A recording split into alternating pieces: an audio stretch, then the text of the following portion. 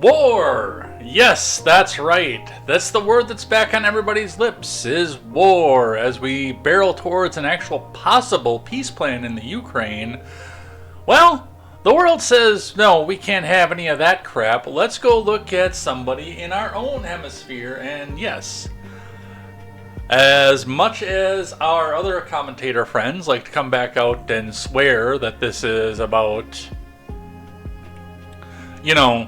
communism and immigrants and everything else, this is the natural continuation of the war on drugs. Yes, absolutely is, because that is what's driving everything, and that's what's leading our president to option, although thankfully not yet act upon the option, but option the idea of going to war in Venezuela. We'll talk a bit about that and some of the controversy that is surrounding the bombing of the narco boats, which, as you all know, I am very, very much against. We're going to talk about that and more to begin the program. In other news, the Treasury, and by extension the Trump administration, is optioning the idea of revoking all citizenship from the temporary protected Somalis in Minnesota. We did talk a bit about this last week. We're going to talk a bit more about this based on the fact that we actually have a reasoning, a driver behind what it is that they're doing. And while I'm sure a lot of our mainstream media isn't going to do a whole lot about it, some of this may actually land the good Governor Tim Walz in a little bit of hot water. Why? Well, we'll talk about the fraud scheme and how he might have been a bit complicit in it. Senator Moreno is seeking to end dual citizenship entirely in the U.S. And of course, it is met with the normal discussions of racism and xenophobia and racism and everything else that goes along with that. We'll talk a bit about what the proposal means and some of the things that we could think about, especially when it comes to our elected officials. And hey, have you bought any shredded cheese recently?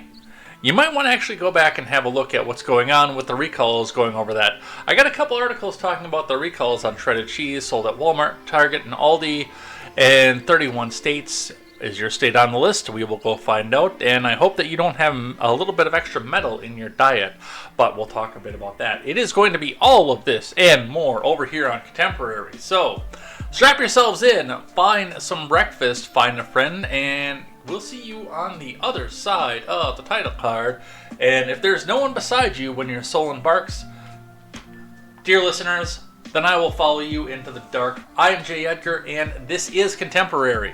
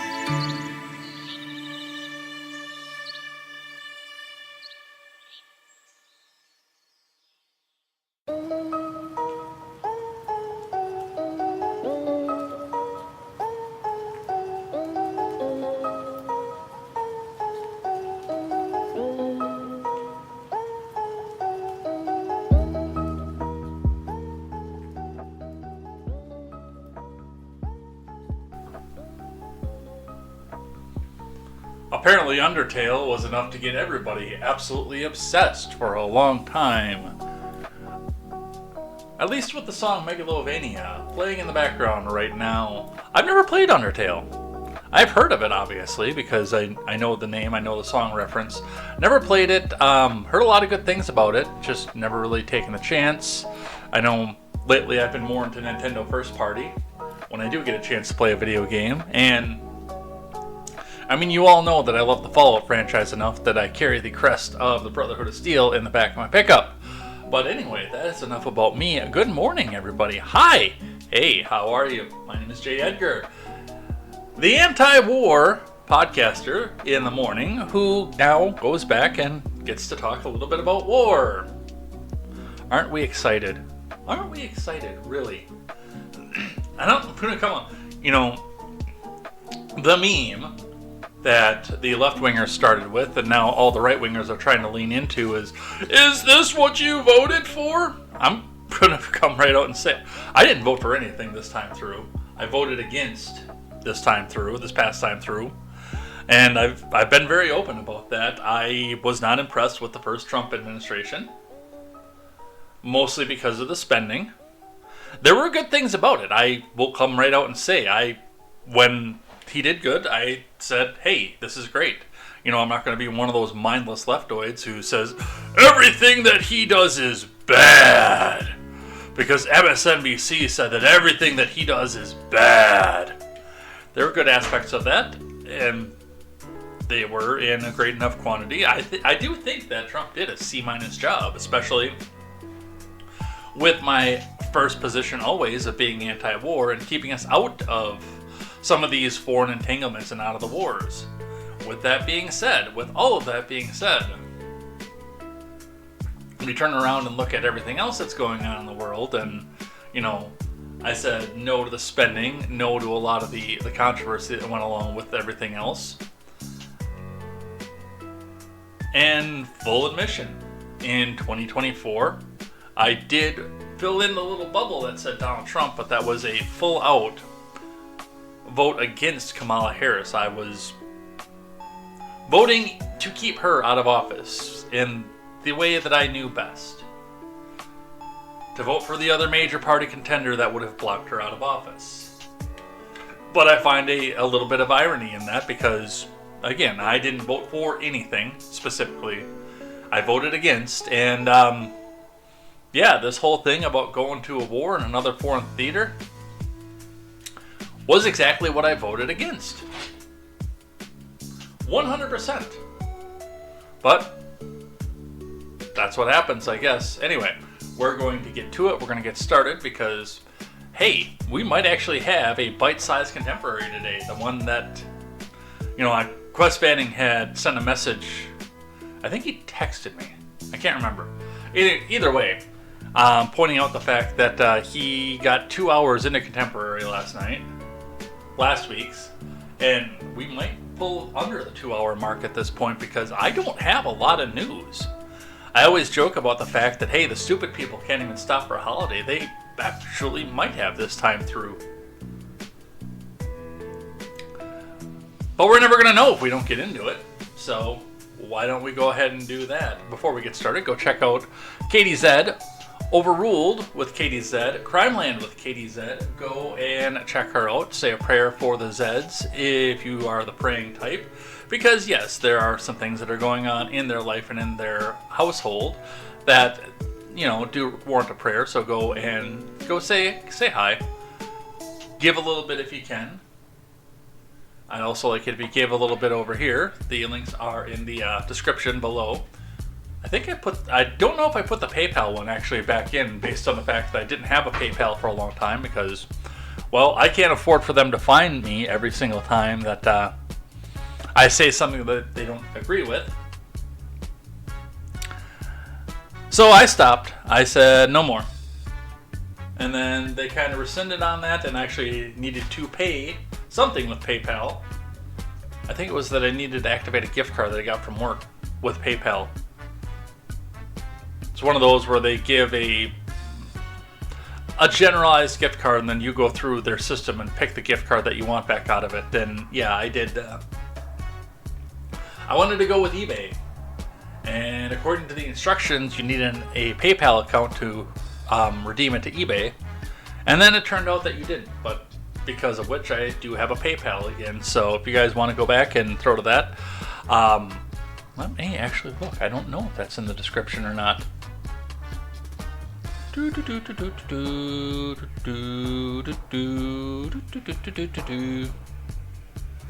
see. It will be in the Rumble. It is not in there. All right. Well, we'll figure that out and get that taken care of. But that is, again, a bunch of filler content, and we've got news to get to. We lost a bunch of frames in the midst of this. I'm really, really glad I record this over the top of everything else because, yeah, we lost 2% of the program already this morning. That's fun. Cold weather makes everything fun. It's so cold, by the way, this morning. I saw a politician standing on the street, and his hands were in his own pockets. Careful with that joke. It's an antique. I don't have their finance up today. On the Dow. Let's see what they are doing over on the Dow right now. Ooh, the Dow skyrocketed. Huh. War is good for economies, I guess. All right, let's get into it. Let's get started.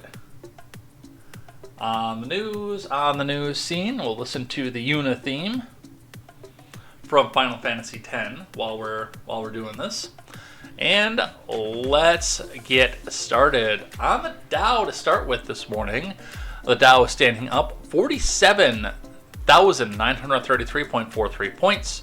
Of course, as always, we look at the Dow Jones in the morning based on the fact that that's the industrial average, and we are blue-collar people around here, so the industrials are the ones that really, really help us out.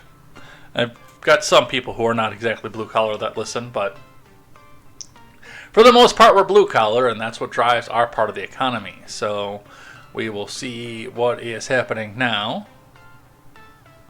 Oh, looks like we got some jobless numbers is what's doing this here.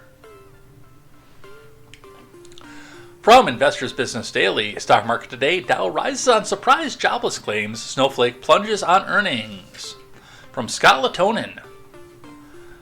Futures on the Dow and other major indices traded higher in pre-market trading on Thursday. The Wall Street reacted to a big surprise drop in weekly jobless claims. Among the losers, which is everybody in Congress. Sorry. Had to put my own commentary in that one. Among the losers, AI stock Snowflake plunged on the stock market today after the company's earnings results. Ahead of the opening bell, the Dow rose 0.1% as the S&P 500 futures gained 0.2. NASDAQ was also up 0.2 in pre-market trading. On Thursday morning, the 10-year yield ticked higher to 409, which, by the way, means it was down under 3, which means that the government was confident enough in their ability to gain money through other aspects and avenues that they don't need to sit there and beg you to buy bonds. Oil prices rose as West Texas Intermediate futures traded around $59.35 a barrel. Even with a rise, by the way, have you guys noticed? And I don't know where you guys are at this point. I know where a lot of you are that are watching, either live or on the replay. I do know where a lot of my audience lives because they've told me throughout the years. But I don't know if where you are, gas is going down or not. Gas is going on a steady downtick where I live. I mean, it's down to a point where I might actually see 230 later today. 230 something later today. And to think the fact that in January it was still 319, I think is pretty amazing. It's always a good way to go back and free up economy if you don't have to pay out your behind just to keep putting gas in your vehicle to go to work. It's not going to save an economy, but it's going to be a nice driver at least. Among the ETFs, the Invesco QQQ Trust was up 0.2%. Also, the SPDR, S&P 500, rose 0.2% ahead of Thursday's market open. All right, on the movers. We'll look at the movers, we'll look at the jobless claims, and then we'll get into the main news. Inside the blue chip index, Nvidia and Microsoft headed higher, up 0.8% and 0.4% respectively. On the downside, Apple dropped 0.1%, while Home Depot shares declined 0.6%. On the jobless claims stock market today, jobless claims dropped. Early Thursday, the Labor Department said weekly jobless claims unexpectedly dropped to 191,000 versus 216,000 versus the previous week. They were anticipated to rise to 225,000, according to Econo Day experts. And, well, realistically, these are good numbers. These are people who are contributing to 401ks, which drive stock purchase. These are people who are going out and, maybe paying out some back bills and things like that. I mean, it is always a good thing to see the jobless claims drop, the weekly ones, because that is, that's initials and I believe continuings jobless claims. I actually want to look at some news on this one. We're going to take a side detour before we start complaining about war. News. Oh, that's even probably some better news. No wonder I don't hear a lot about that over on X. Maybe they'll come back out and try to say that it's Biden's economy doing this. Do we have the full article? We do. It's Reuters, so they put a lot of stuff behind a paywall, but U.S. weekly jobless claims dropped to lowest level in more than 3 years from Reuters. The number of Americans filing new applications, so no, I wasn't correct. This is new jobless for unemployment benefits dropped to the lowest level in more than 3 years last week, still showing no signs of a deterioration in labor market conditions. Initial claims for state unemployment benefits fell 27,000 to a seasonally adjusted 191,000 for the week, ended in November 29th, the lowest level since September of 2022. The Labor Department said on Thursday economists polled by Reuters had forecast 220,000 claims for the latest week. The data included Thursday's Thanksgiving holiday. Claims tend to be volatile around the holidays. They are at levels consistent with historically low layoffs and could allay fears the labor market was weakening sharply after the ADP employment report on Wednesday showed private payrolls dropped by the most more than 2.5 years in November. The BLS closely watched the employment report for November, originally due on Friday, had been delayed because of the record 43-day shutdown of the government and will now be published on December 16th.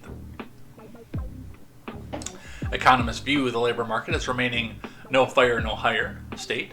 Federal Reserve officials will meet next week to decide on interest rates. As many as 5 of the 12 voting policymakers on the central bank's rate-setting Federal Open Market Committee have voiced opposition to or skepticism about cutting rates further, while a core of 3 members of the Washington-based Board of Governors wants the rates to fall. I would like the rates to fall as well, by the way. I don't want them, and again, this is the Nuance channel. I know that there are certain other creators who try to make that claim. This is the Nuance channel. I don't want the rates to fall to 0 right now. I mean, it would be fantastic for me and for Palm, as we look at the rates that both of our houses are in right now. That would be fantastic to go back in and lock in at a 0% rate. That'd be amazing, and we would start maybe probably selling stuff around our houses to try to lock ourselves into that rate. We've actually talked about that. We're waiting for a little while at this point because refinancing right now only benefits the banks.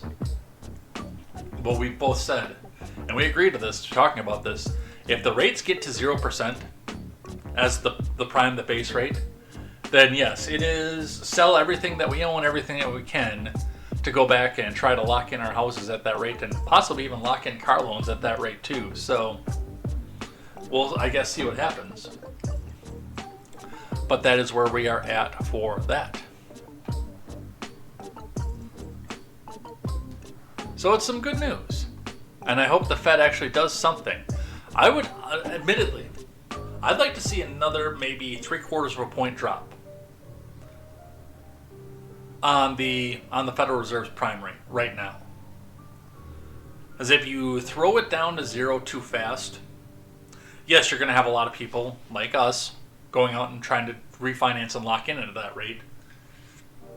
And you get a lot of stuff moving, but You're also going to start another major bidding war in the housing market, and again, while that's going to benefit people like us who bought our houses at the middle of the market, and it's going to drive the prices and the values up for us, making it easier, of course, for us to go back and refinance as well.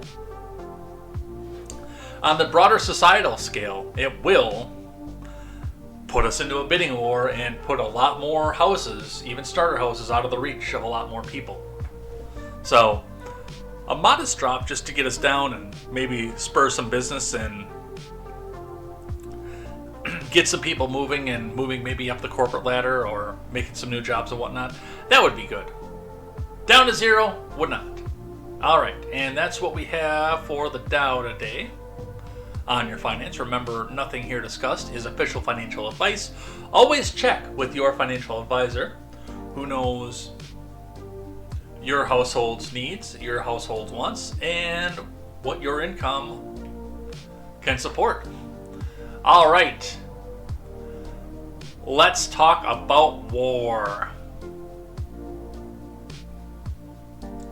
We're going to start with an analysis, which is always code for an op-ed from CNN. They don't like to say op-ed when they put this out there because they have their own writers go back and do it, so they can say that it's an analysis. It's an op-ed.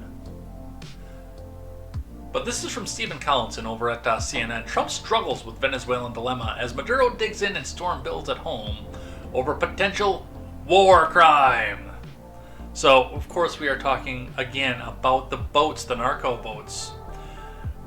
Because the Orange Man has decided to tell us that, hey, we might actually option going into a land war.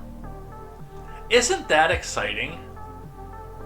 Isn't that wonderful? Let's read from CNN. President Trump's Venezuela regime change adventure is in danger of degenerating into a strategic, political, and legal morass. Right there, that's the first thing that I look at this and say that this is an op-ed, because thus far, there is no evidence that we're looking into regime change. Now, does that make sense? Yes, it does. And I'm going to talk about a little bit of the reason that we're doing all of this after we finish off listening to what Stephen Collinson has to say. Trump gathered national security officials and aides in an Oval Office meeting on Monday, seeking to define the next steps in a showdown now slipping out of his control. Okay. Both inside the impoverished and oil-rich nation and in Washington. Before the talks, President Maduro, the Venezuelan dictator, defiantly danced before a huge crowd of supporters in Caracas in a Trump-style open-air rally, shattering previous rumors he'd bowed to U.S. calls to leave the country. We do not want peace of slaves, nor do we want peace of colonies, Maduro said. The thin domestic political underpinnings of Trump's campaign are growing more fragile as the White House fails to quell a growing controversy over a follow-up U.S. strike that reportedly killed surviving crew members of an alleged drug trafficking boat in the Caribbean. Trump's Democratic critics on Capitol Hill are warning of a potential war crime. It's not, by the way. That is a bunch of hyperbole and drama. And several powerful Republicans are shaken and are signaling a rare willingness to rigorously investigate the admin. The U.S. standoff with Venezuela is now beginning to consume Washington after more than 4 months of escalating political, economic, and military pressure, epitomized by the hulking presence of the world's largest aircraft carrier, the USS Gerald R. Ford, and an armada of U.S. ships in the waters off of Venezuela.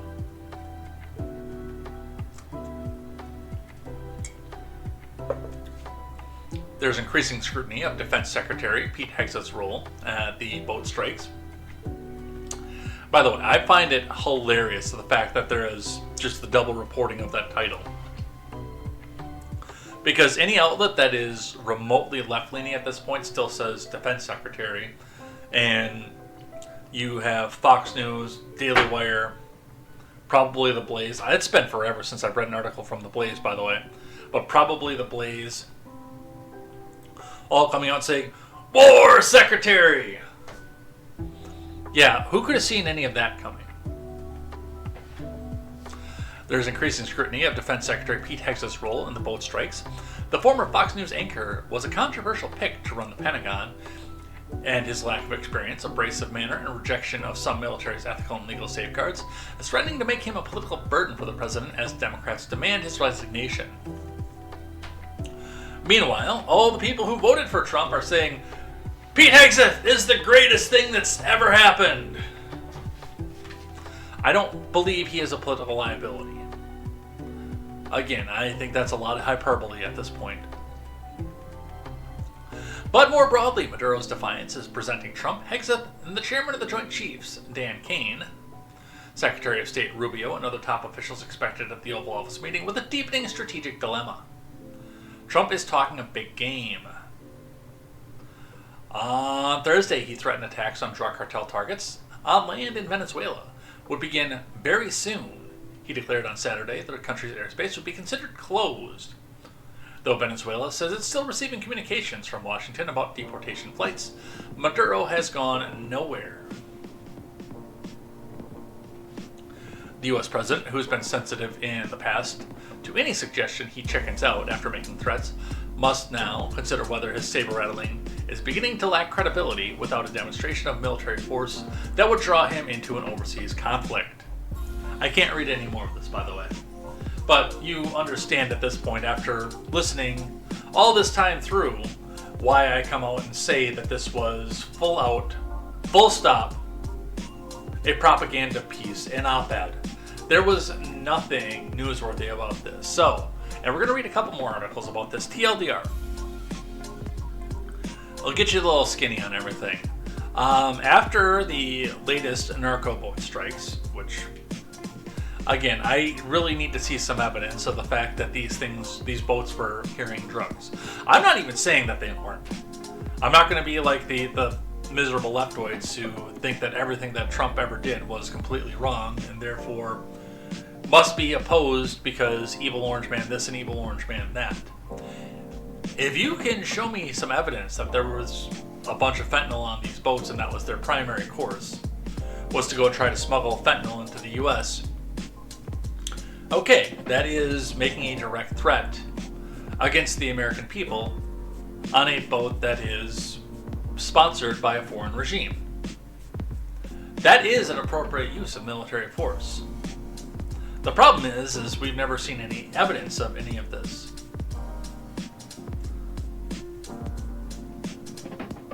And while we're sitting here looking at this, our big left-wing commentary on all of this is the fact that, oh, well, even if there were drugs on the boat, it was just an innocent fishing trawler. And there were just innocent people on there. Dude, come on. I mean, you've been in the inner cities. Most of you leftoids live in the inner cities. You cannot be so naive to think that drug dealers don't sit back and hide behind innocent people. Of course there were innocent people on there. Some of them might have even been children on their way to the U.S. to be trafficked into sweatshop slavery or sex slavery. You sit there and act like that never happens. But after all of this, after everything else that's been happening now in the Caribbean Sea with these drugs, now the Orange Man has optioned either going with full-out drone strikes in the region, putting him on par with the president he seems to have hated so much more than any other president in history, Barack Obama. Just drone strike everything. Drone strike this, drone strike that. Then, yes, that was also a hallmark of the first Trump administration. Or yes, even saying that we're going to go into a ground war in an oil-rich country. Who could have seen that coming?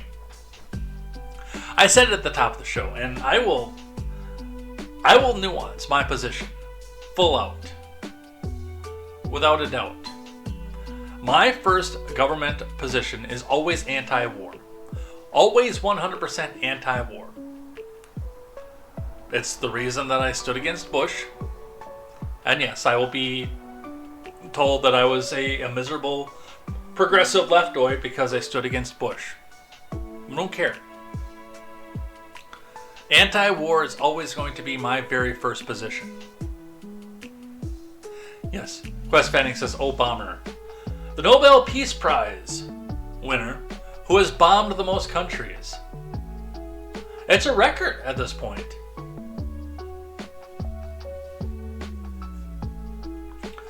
And I don't care what the reasoning is. Now, and before we go into any other articles, I do know the reasoning behind this. And it's not actually the oil. The oil is just a happenstance. It's the thing that's holding the current regime up. And yes, if we do get a regime change out of that particular region, then we are also going to run into the fact that, hey, there's going to be a little bit of elbow and a little bit of pressure to come in and make certain deals on making sure the U.S. gets access to all of that oil. Bookmark this, quote me on that. This is going to turn around and be exactly the same way that Iraq was, and exactly the same way that Saudi Arabia was. Now, with all of that being said, the reasoning for this, a part of me doesn't think that the Orange Man wants to go to war off of this. But a part of me does think that, it's the big ask. You go park the Gerald R. Ford outside of their docks, armed to the effing teeth with every single munition that's at the disposal of the United States Navy, including probably nukes, I'm not going to lie. You go and park that outside of their dock and say, hey, you still want to send drugs over to our country? And what happens? Maduro cannot sit here and particularly believe that his country is in a position with all of the opposition and all the migrants in his country that his country has sent out. Maduro cannot sit there and believe that he has the manpower to take on a land war with the United States. But he sits there and he sees the Gerald R. Ford sitting outside of his country, realizing that our U.S. Navy, without sending a single troop onto the ground, can wipe out his entire country. Full stop. And now he's got to think about, does he actually want to be the person who cares about his people? Does he want to step down? What does he want to do? And again, right now he's showboating. He's saying, yes, no, I'm going to stay. I'm going to be the anti-Trump. Communism forever.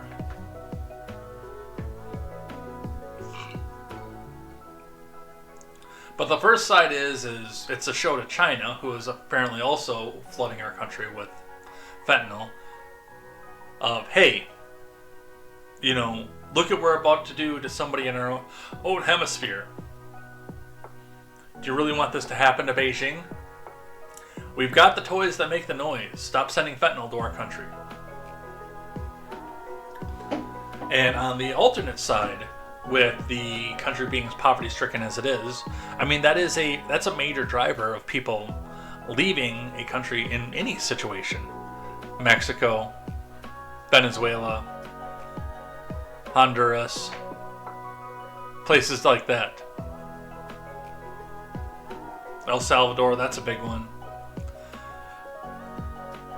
A lot of the conversation when you listen to the MAGA movement states that a lot of the people that are coming from these countries are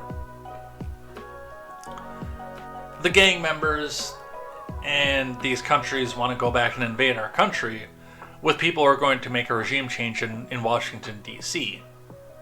So either by force or by the ability to vote or change demographics in our country, these governments are sending their migrants up here to go back and try to regime change us so we're more favorable to them. And that is a part of it, yes.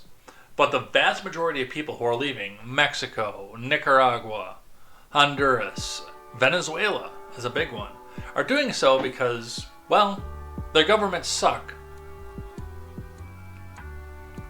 And they're all sitting up in the same position of, hey, I have no money. Whatever money I do get out of my country won't buy me toilet paper. I'm using my money for toilet paper because that's all that it's worth at this point.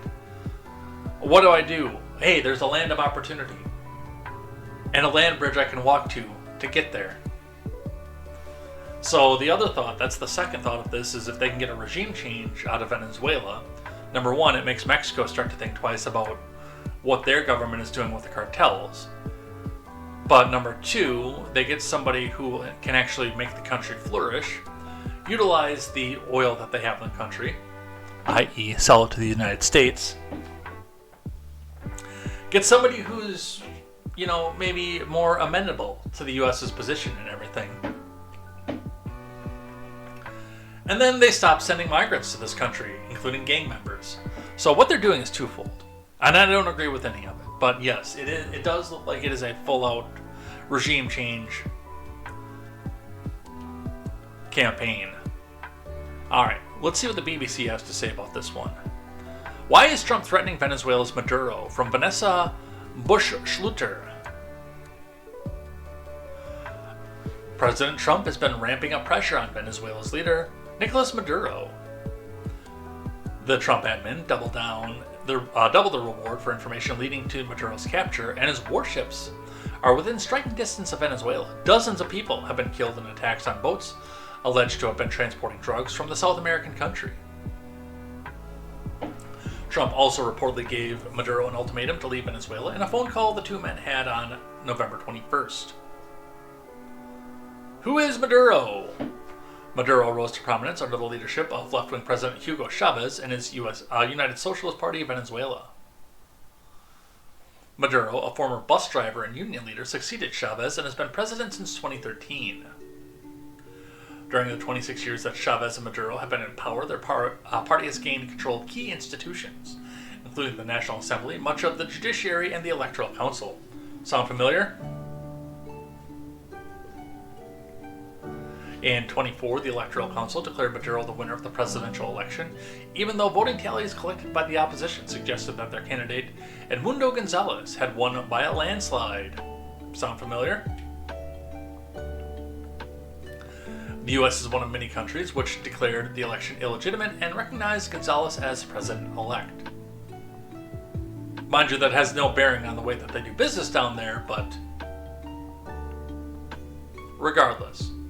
But with Maduro firmly in control of the military, the police, and the legislature, he has remained in power, and Gonzalez has fled into exile for fear of arrest. Why is Trump focusing on Venezuela? Trump has made stopping immigration a priority during his second term in office, and he blamed Maduro for the arrival of a large number of Venezuelan migrants in the U.S. Since 2013, close to 8 million Venezuelans are estimated to have fled the economic crisis and political repression in Venezuela, both of which worsened under Maduro. Most have fled to Latin American countries, but hundreds of thousands have gone to the U.S. I love this part. Without providing evidence. The BBC is good at doing that too, but we won't talk about that. Trump has accused Maduro of emptying his prisons and insane asylums and forcing inmates to migrate to the U.S. Trump has also focused on fighting the influx of drugs, especially fentanyl and cocaine, into the U.S.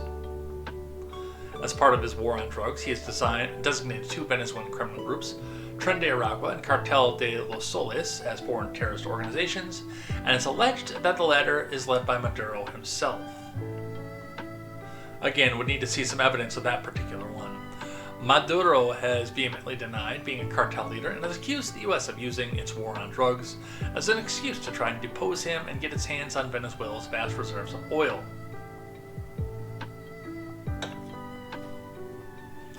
Boy, it's such a shame that we've had past U.S. administrations who have done exactly that, to the point that that particular allegation actually holds some water, isn't it? Bush, you moron. Analysts have pointed out the Cartel de los Soles is not a hierarchical group, but an umbrella term. They say it's used to describe corrupt Venezuelan officials who have allowed cocaine to transit through the country. I mean, that's like the entire government of Venezuela. Especially with its proximity to Colombia. And I always make this, because this is This is a standard our libertarian friends make us go to whenever we talk about something going on in foreign war. Let's actually look at the...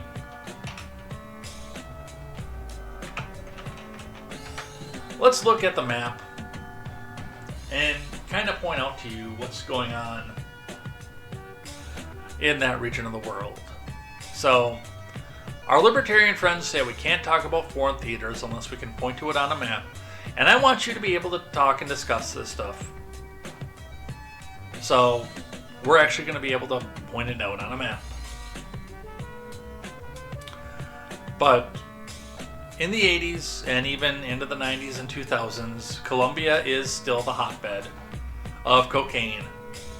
So there's not a lot of reason to go back and traffic it through Venezuela if your big customer base is, well, here.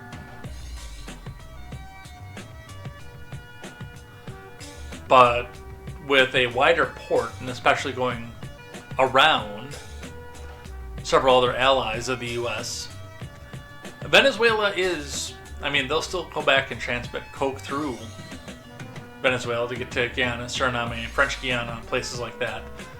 Brazil they share a land border with, so they'll just smuggle that one in directly. But yes, there is definitely reason to run back through Venezuela.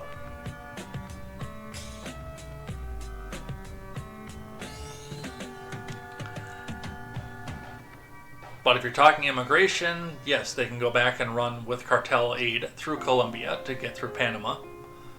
Costa Rica, Nicaragua go through the southern horn of the United States, southern horn of Mexico.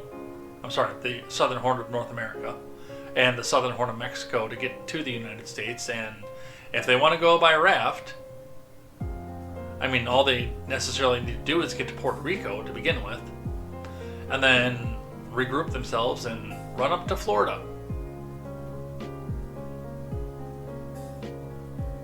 It's a treacherous journey, don't get me wrong, but when you have no other options and no place else to go, it's a journey that you're at least going to make an attempt to, without the guarantee that you're actually going to pass. But yes, this is where we are currently having our fun with.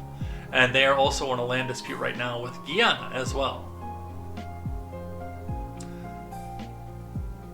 Their border is hotly contested down there.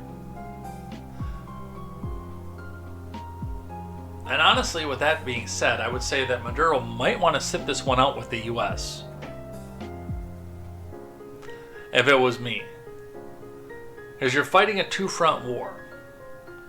I don't know enough about South American politics to know who is guiding and supplying Guyana at this point.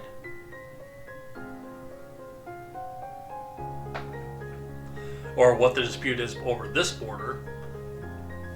Myself. So, I don't know who it is that Venezuela is actually fighting to get this particular border adjusted, but that one's contested, and yeah, they got a lot going on here. They definitely do.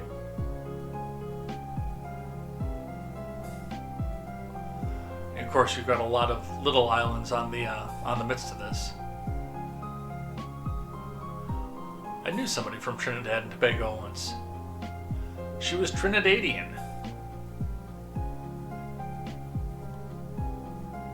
Anyway, that is our geography lesson for the day. That's where Venezuela is.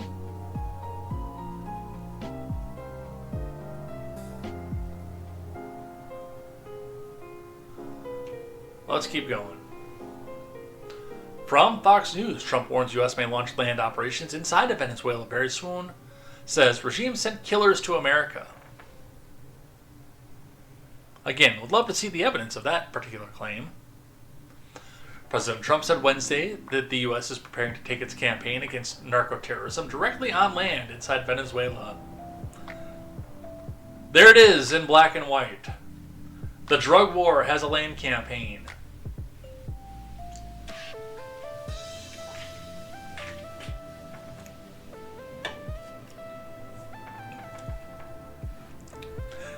Warning that the Maduro regime has already sent killers, murderers, gang members, and other violent offenders into the U.S. during the past years of mass migration. Speaking in the Oval Office during the QA session with reporters, Trump said U.S. forces are escalating operations against the trafficking networks behind the synthetic opioids and narcotics he blames for hundreds of thousands of American deaths. Just keep chasing that dragon, folks. We're knocking out drug boats right now at a level that we haven't seen, Trump said. Very soon, we're going to start doing it on land, too. Because of course we are. Because why wouldn't we?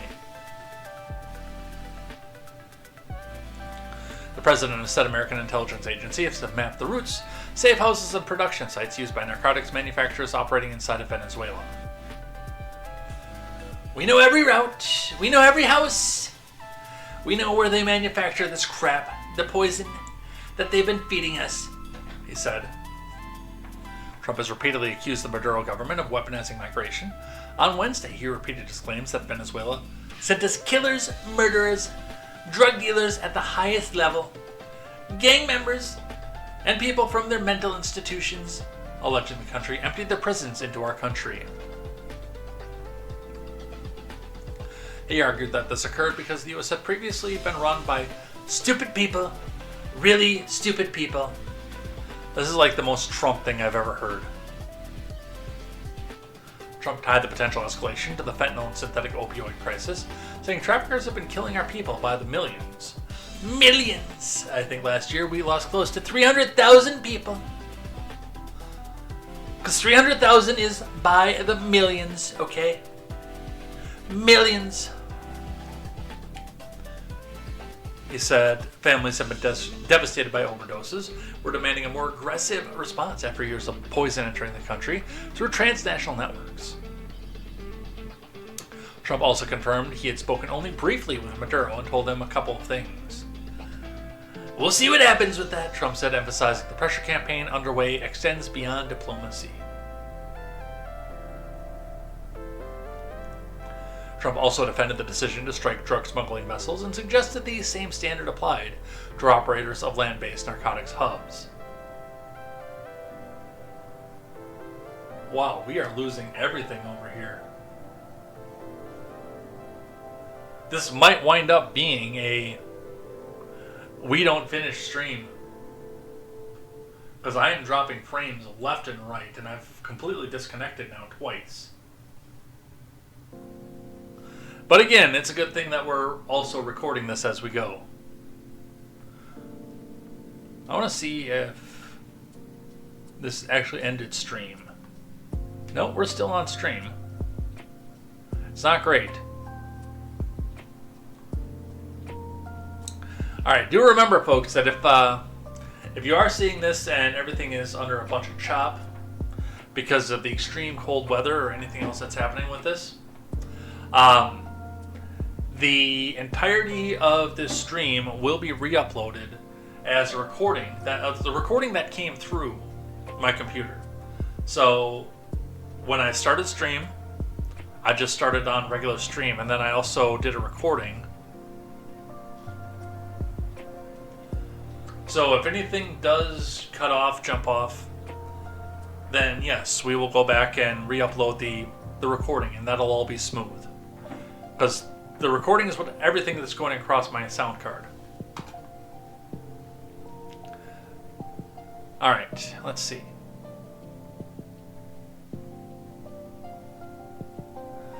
I support the decision of trying to knock out the boats. Whoever's piloting these boats, they're guilty of trying to kill people in our country. Palm says, and I wasn't using the internet a ton. We've got enough bandwidth that it doesn't really matter if you use the internet the same. It really doesn't. Back when it was still Wi-Fi and we were still using the other company, it did matter a bit, but that's the reason that I decided to pay extra for the bandwidth level that we have. So that we can both do stuff at the same time. You work from home with an internet connection, and I stream occasionally. Not as much as I used to. It's worth it for us to have the extended bandwidth. 100%.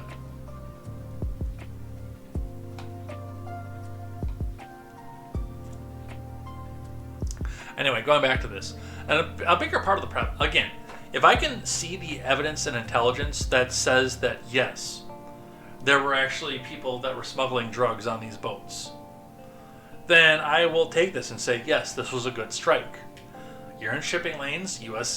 The U.S. guarantees the shipping lanes of the world. They are the world police as far as that goes.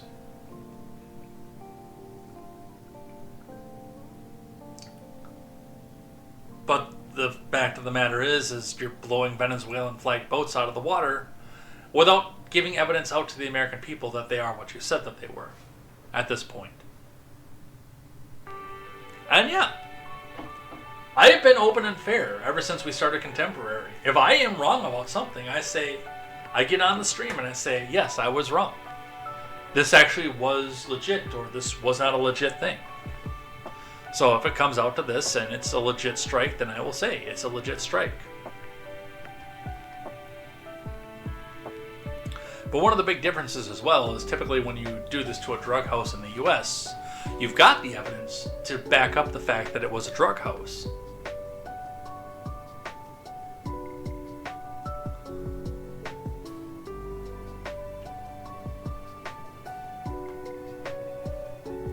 Democrats doing the things that Democrats do because it's a person that they don't like. Now, full disclosure. What Democrats are doing right now, I have been in favor of since the Bush years. They are only in favor of this when it benefits them politically. And they completely forget about it when it does not benefit them politically. From the Hill, Democrats unveil Venezuela War Powers Resolution from Ryan Mancini. I would not be surprised to find out that this only applies to Venezuela and they still want to have war powers out there for everywhere else around the world. Alright, Senate Democrats, along with Rand Paul on Wednesday, filed a War Powers Resolution to prevent the U.S. from using the U.S. Armed Forces from engaging in hostilities with Venezuela without congressional approval. Hey, here's an idea, and maybe this goes back into the Ford administration, but hey, let's go back and rein in the ability to engage in hostilities with the entire damn world without a congressional approval. You know, how it used to be.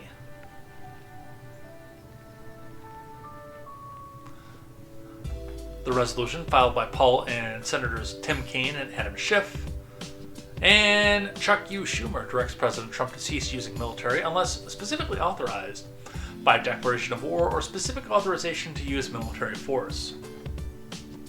What's the downside here? I think that we should absolutely do this. My first position, of course, again, being anti-war.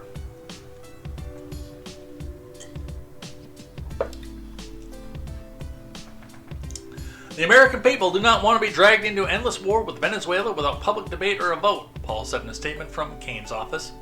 We ought to defend what the Constitution demands, deliberation before war. Two things with that. One, you're right, Americans don't want to be dragged into another endless war. That's part of the reason Obama got elected, and then drug us into more forever conflicts. But two, I mean, come on, this is Venezuela. I don't see this one being an endless war.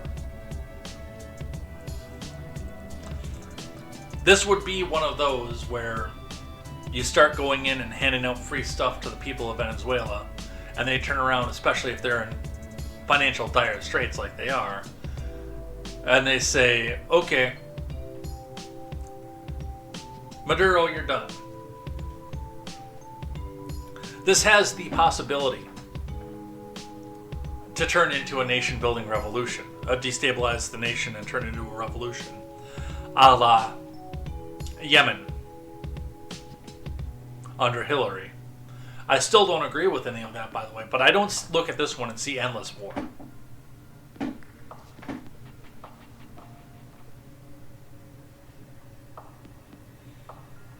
Kaine criticized Trump for risking the lives of our nation's service members to engage in military action within Venezuela without a robust debate in Congress.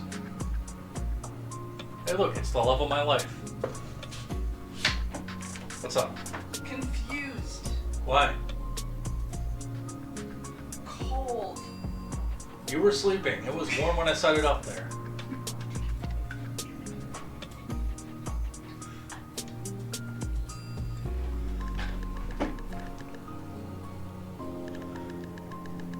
Mine is cold too, by the way. This is a cute little coffee house in our town here. I'm not going to say the name, of course, because number one, it'll give away the town that I live in, and number two,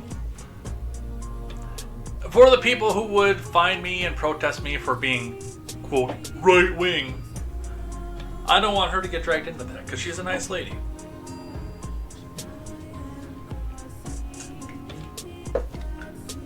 Maybe you come to visit me, the people who know where I live. We'll go down there and get some business drummed up the nice way. It is really good coffee.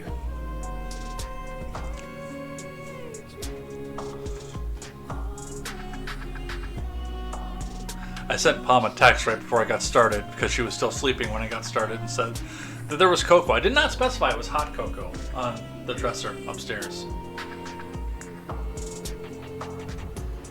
Alright, anyway, back to this.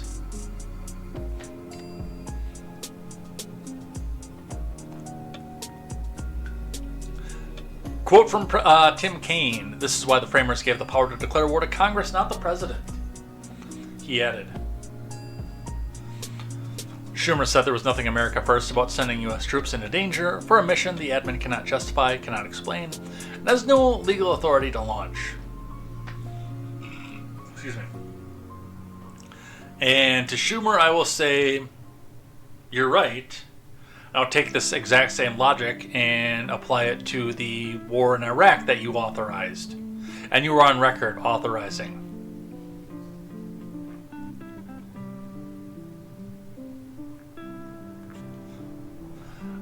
Schiff were being dragged into a war with Venezuela without legal basis or congressional authorization, and the Senate must be prepared to stop an illegal war that would needlessly place at risk thousands of American service members. Schiff said, Americans do not want an endless war.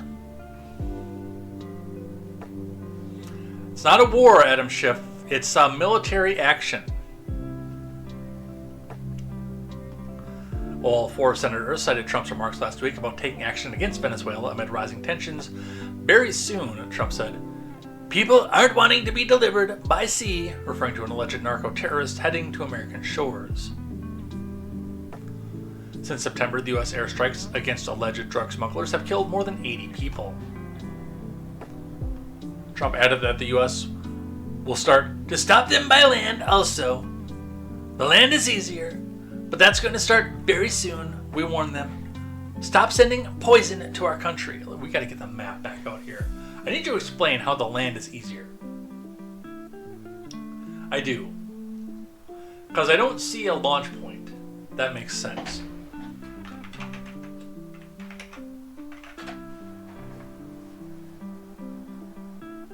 Maps. Okay. Let's bring this back over here. Now tell me where going by land is easier. Explain that to me. Militarily.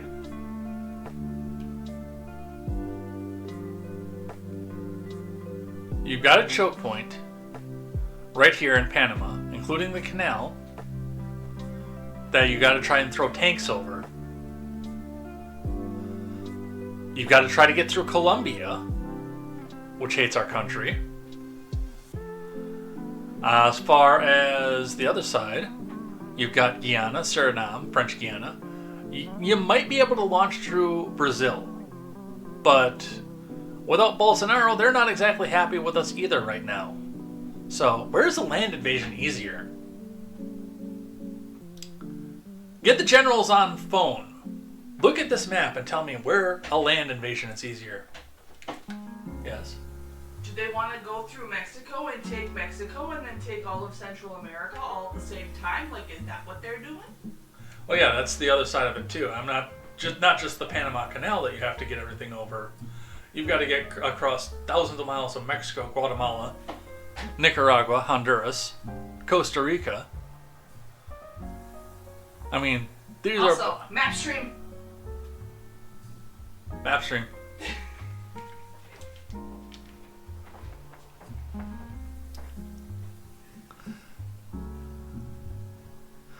I mean, yes, you can use the Gerald R. Ford to go drop off tanks in Guyana, Suriname, and French Guiana, but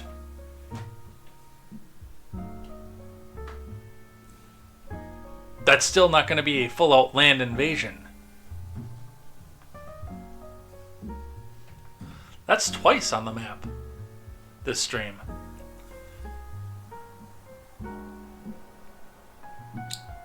Alright. The strikes erupted, further controversy, after the leading commander of the strike on September 2nd allegedly ordered a second strike on 2 survivors clinging to wreckage. According to the Washington Post report, which I've not seen or confirmed this, but the rumor right now is the fact that that has been debunked. We do have an article on that as well. Allegedly, the second strike was ordered in compliance with Hex's order to kill everybody. The boat was allegedly struck 4 times and killed 11 people. A U.S. official previously told The Hill the first 2 strikes were to kill all aboard, the last 2 were to sink the vessel.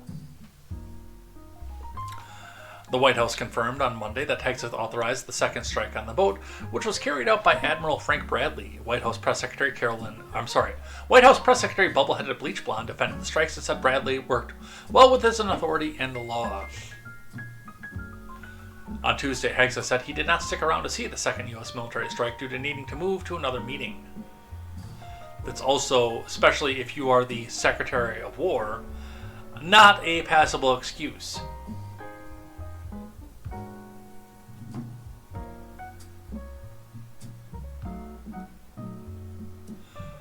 Kind of makes you want to just sit in a national park, I guess.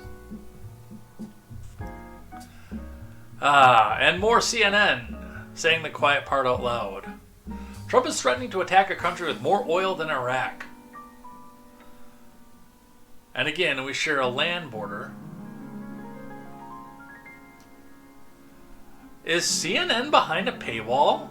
What? No, we are not doing this. Hold that thought a second.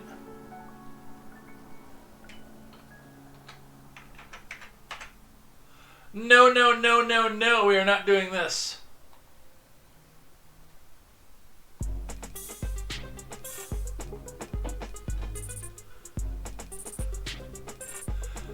Heads up, we might need to start archiving CNN because they're going to do stupid crap.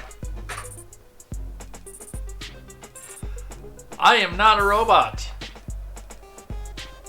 How does Lieutenant Commander Data get around that, by the way? I wonder. Alright. Trump is threatening to attack a country with more oil than Iraq. Ever seen the mouse that roared? A small, I don't know. We caught a mouse in this house. It's cold and we live out in the country.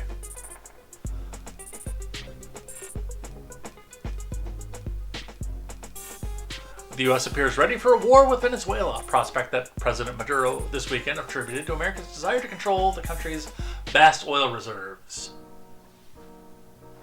My soul is healed.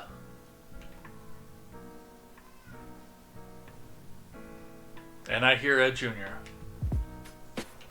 The U.S. State Department has denied that oil played a central role in America's military, sending more than a dozen warships and 15,000 troops to the region. Or that oil is behind Trump's warnings that land strikes could be imminent and planes should avoid Venezuelan airspace instead.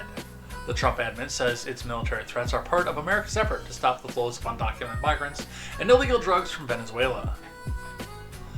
Whatever the rationale behind the rapidly intensifying situation in the Caribbean, if the regime change is coming to Venezuela, the largest proven oil reserve on Earth, will play a central role in the country's future. That is not even the 3rd largest oil field on Earth. Mexico has the biggest oil field on Earth.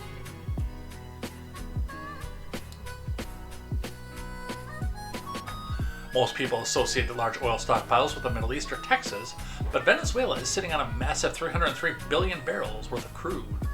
about a fifth of the world's global reserves, according to the U.S. Energy Information Admin. It's the planet's single largest known mass of crude oil. Venezuela's potential far exceeds its actual output. Venezuela produces about 1 million barrels of oil per day, no slouch, but only about 0.8% of global crude production, less than half of what it's produced before Maduro took control of the country in 2013, and less than a third of the 3.5 million barrels it was pumping before the socialist regime took over in 1999. International sanctions on the Venezuelan government and a deep economic crisis contributed to the decline of the country's oil industry. Well, yeah, because if the people don't want to go back and work because it's pointless, then yeah, they're not going to come back out and break their back for you.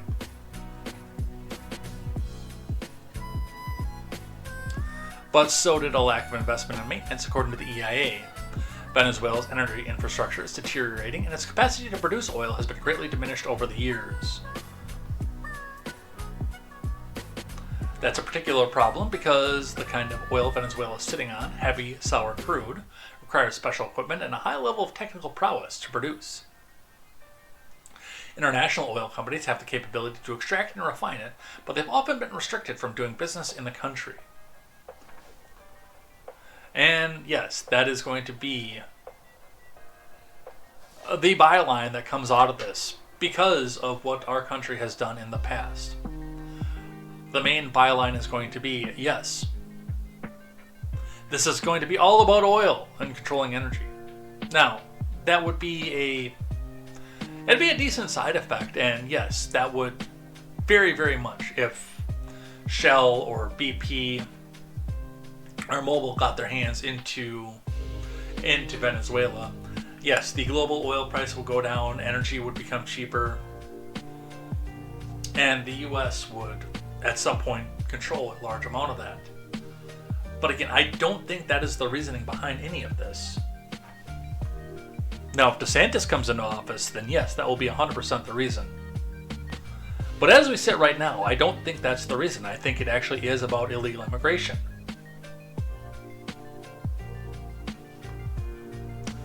A small Latin American country starts a war with the U.S. to seek to be rebuilt by the U.S., but it doesn't go as planned and the U.S. surrenders. Huh. Is that a movie? Is there a book that goes along with that? You have my interest in that one, Quest Fanning. Let's, how's that roar? Oh, it's a film from the 50s.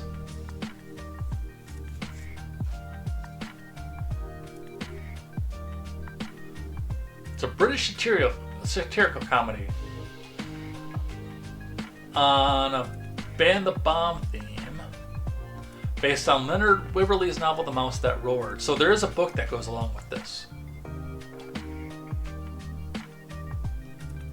Yeah, we'll look for a way to go back and watch this. That looks interesting to me. And as everybody knows, I've never seen a movie in my life, so.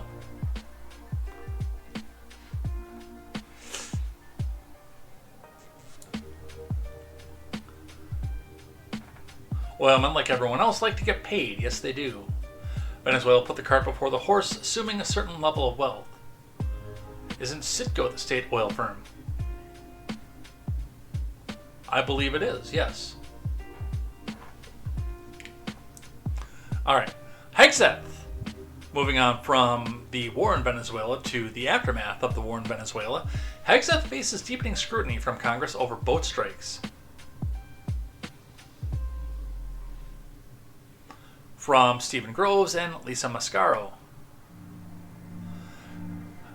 Pete Hegseth barely squeaked through a grueling Senate confirmation process to become the Secretary of Defense earlier this year, facing lawmakers wary of the Fox News Channel host and skeptical of his capacity, temperament, and fitness for the job. No, that was Democrats. Just 3 months later, he quickly became embroiled in Signalgate, made up, of course, as he and other top U.S. officials used the popular Signal messaging app to discuss pending military strikes in Yemen.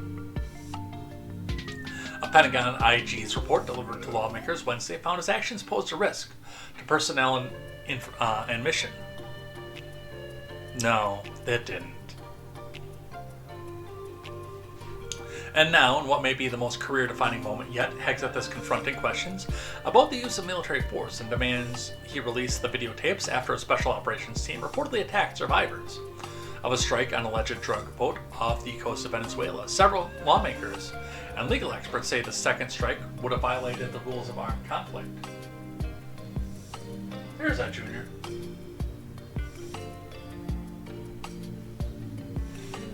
Complete with curlies.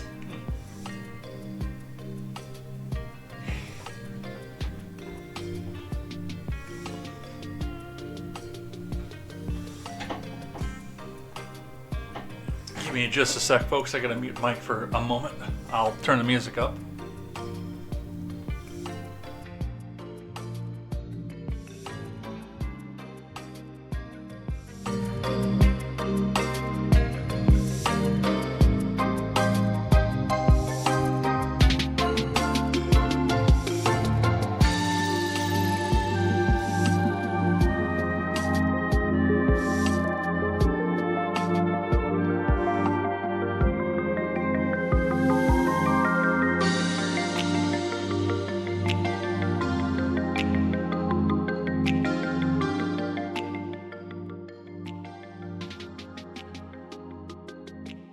Alright, now that's taken care of.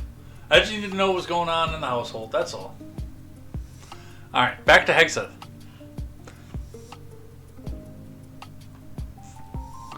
These are serious charges, and that's the reason we're going to have special oversight, said Roger Wicker of Mississippi, the Republican chair of the Senate Armed Services Committee. Scrutiny surrounding Hegseth's brash leadership style is surfacing what has been long building discontent in Congress over Trump's choice to helm the U.S. military. And it's posing a potentially existential moment for Hegseth, as congressional committees overseeing the military launch investigation amid mounting calls from Democratic senators for his resignation.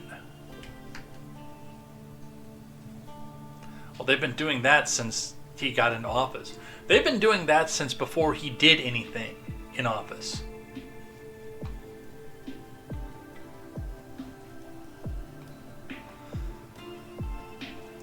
Hegseth vowed a warrior culture, but lawmakers take issue. Since working to become Defense Secretary, Hegseth has vowed to bring a warrior culture to the U.S. government's most powerful and expensive department, from rebranding it as the Department of War to essentially discarding the rules that govern how soldiers conduct themselves when lives are on the line. Hegseth on Tuesday cited the fog of war in defending the follow-up strike, saying that there were explosions and fire, that he did not see survivors in the water when the second strike was ordered and launched. He chided those second-guessing his actions as being part of the problem. I don't know about that, man. I don't.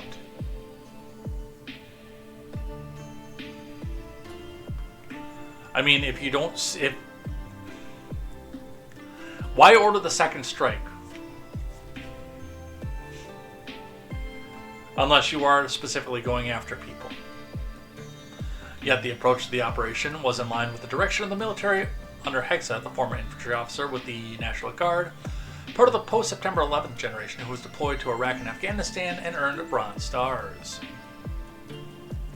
See, a part of the problem that I have with this, and some of this comes from the actions of Democrats, is that you don't know. And Hegseth can clear this all back up. Release the tapes. Show us all what actually happened. Release everything else. And let us see.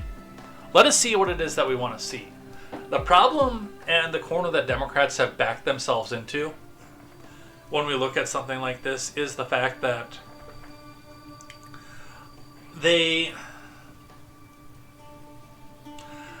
Democrats have been calling for Hegseth's resignation, like I said at the top of this segment, before he ever did anything in the military. They've been calling for his head. They've been trying to say that he has Nazi tattoos. They've been saying he's the worst human being ever. And they cried wolf, essentially. And now, I cannot be sure at this point. And yes, if he ordered a second strike to kill people who were clinging onto wreckage as survivors, then yes, he should absolutely, as Quest Banning pointed out in the chat, be completely defrocked, disbarred, out of this Defense Department or War Department, depending on which side of the partisan aisle you are on. He should be 100%. The problem that I'm having is that Democrats cried wolf, progressives cried wolf for so long that I don't know if this is actually what happened or if this is just the next thing that they're trying to make up because they've been trying to get rid of him from day one. I mean, I set the same standard for the Donald at this point. There are legitimate reasons to criticize Donald Trump and what he has done in the government. But I've been hearing wolf for so long, I never know. Is there an actual scandal here, or is this just the next thing that they made up to try to get rid of him? Frog of War, a groiper, says Quest Fanning. So, that's where we're sitting at with this one here. Yes, if you launch an airstrike on survivors, get the hell out of the Department of Defense. You're done. We don't need people like that around here. But I need proof. I need proof. From ABC News, what Trump and Hegseth said after the September 2nd strike on alleged drug smuggling boat. From Ivan Pereira. When Trump and defense officials revealed on September 2nd that the U.S. military killed 11 alleged drug smugglers on a boat in the Caribbean, they touted it as a success in their war against South American cartels. Their initial comments were met with scrutiny due to lack of details they provided. More questions arose months later after it was reported that survivors from the attack were killed in a subsequent strike. The White House later confirmed on Monday that there was more than one strike on the boat.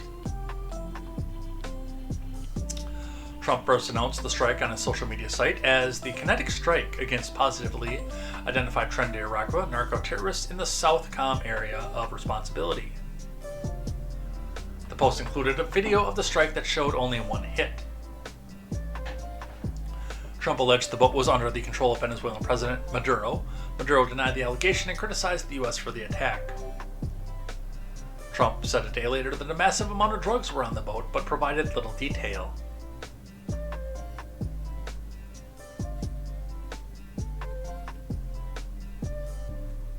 So this is going all the way back to September.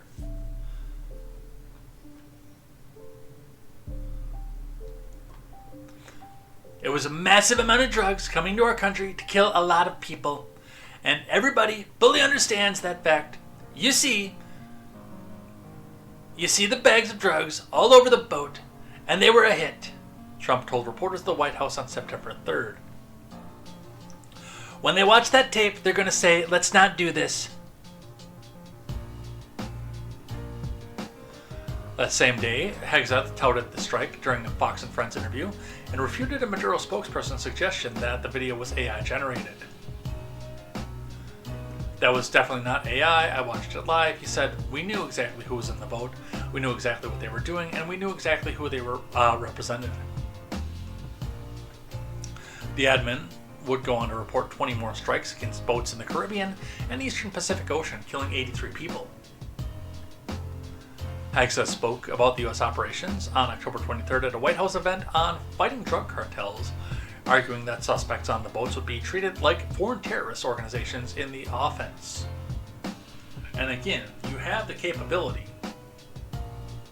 to commandeer these vessels, bring them in, and have a look at what's going on in them. I still can't get behind the idea of going and killing the people without trial. That's a big part of the problem that I have with this.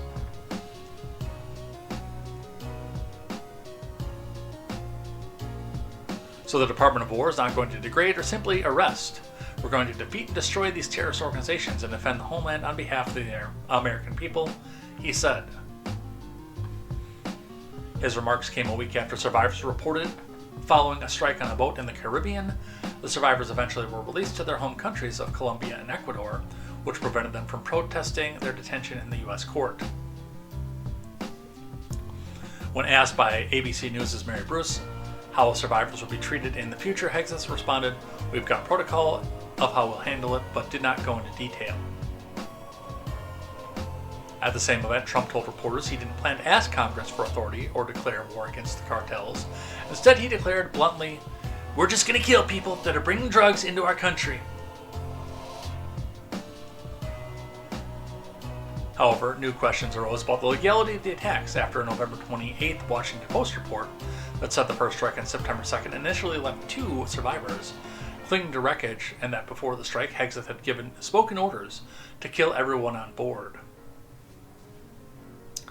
The Post report, which cited 2 people with direct knowledge, unnamed sources. Oh.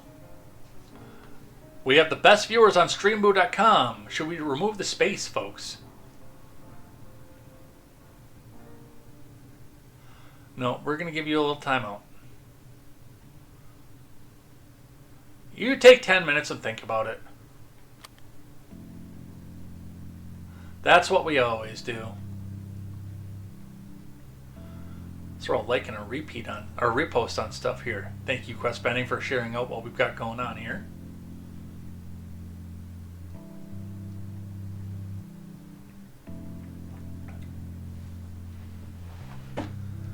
The Post report, which cited 2 people with direct knowledge of the operation, alleged that Admiral Mitch Bradley, then head of the Joint Special Operations Command, ordered a second strike in order to comply with Hegseth's initial orders to ensure the survivors couldn't call on other suspected traffickers to retrieve them and their cargo.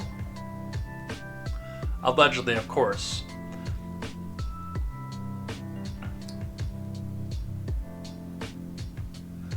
Members of Congress from both parties had expressed concerns with the drug cartel operations, but in the days following the Post report, Republican and Democratic leaders on both House and Senate Armed Services Committees put out a joint statement saying they were looking into the incident. Hegseth pushed back against the Post report in an X post that the strikes were legal. ABC News has confirmed that survivors from the initial strike were killed as a result. Trump told reporters on Sunday he did not know the details about the Washington Post report and defended Hegseth.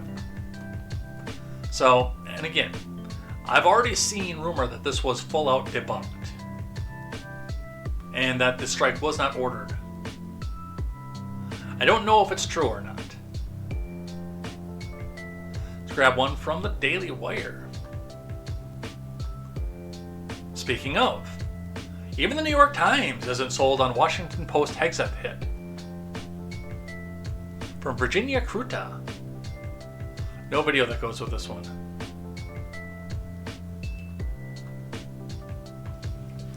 Even the New York Times isn't buying the Washington Post's hit piece for attacking War Secretary Pete Hegseth. And there we go. Right-wing outlet, War Secretary, isn't buying the Washington Post hit piece attacking War Secretary Hegseth and claiming he gave an order to kill them all, authorizing a second missile strike on Venezuelan drug boats when survivors were in the water.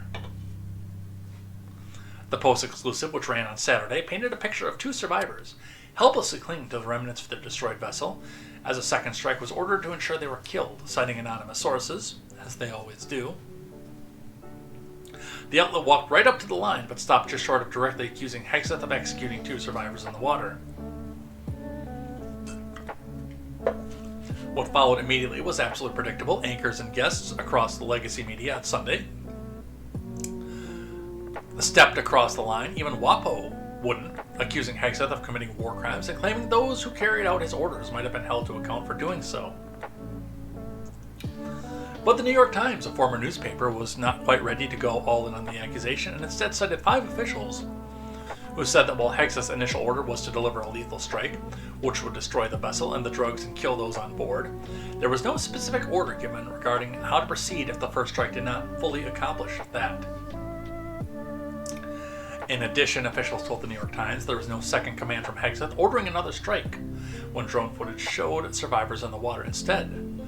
They said that the Special Operations Commander overseeing the attack, Admiral Frank Bradley, had ordered several follow-up strikes to sink the boat that was disabled by the first hit, and that the survivors were killed as those strikes were carried out.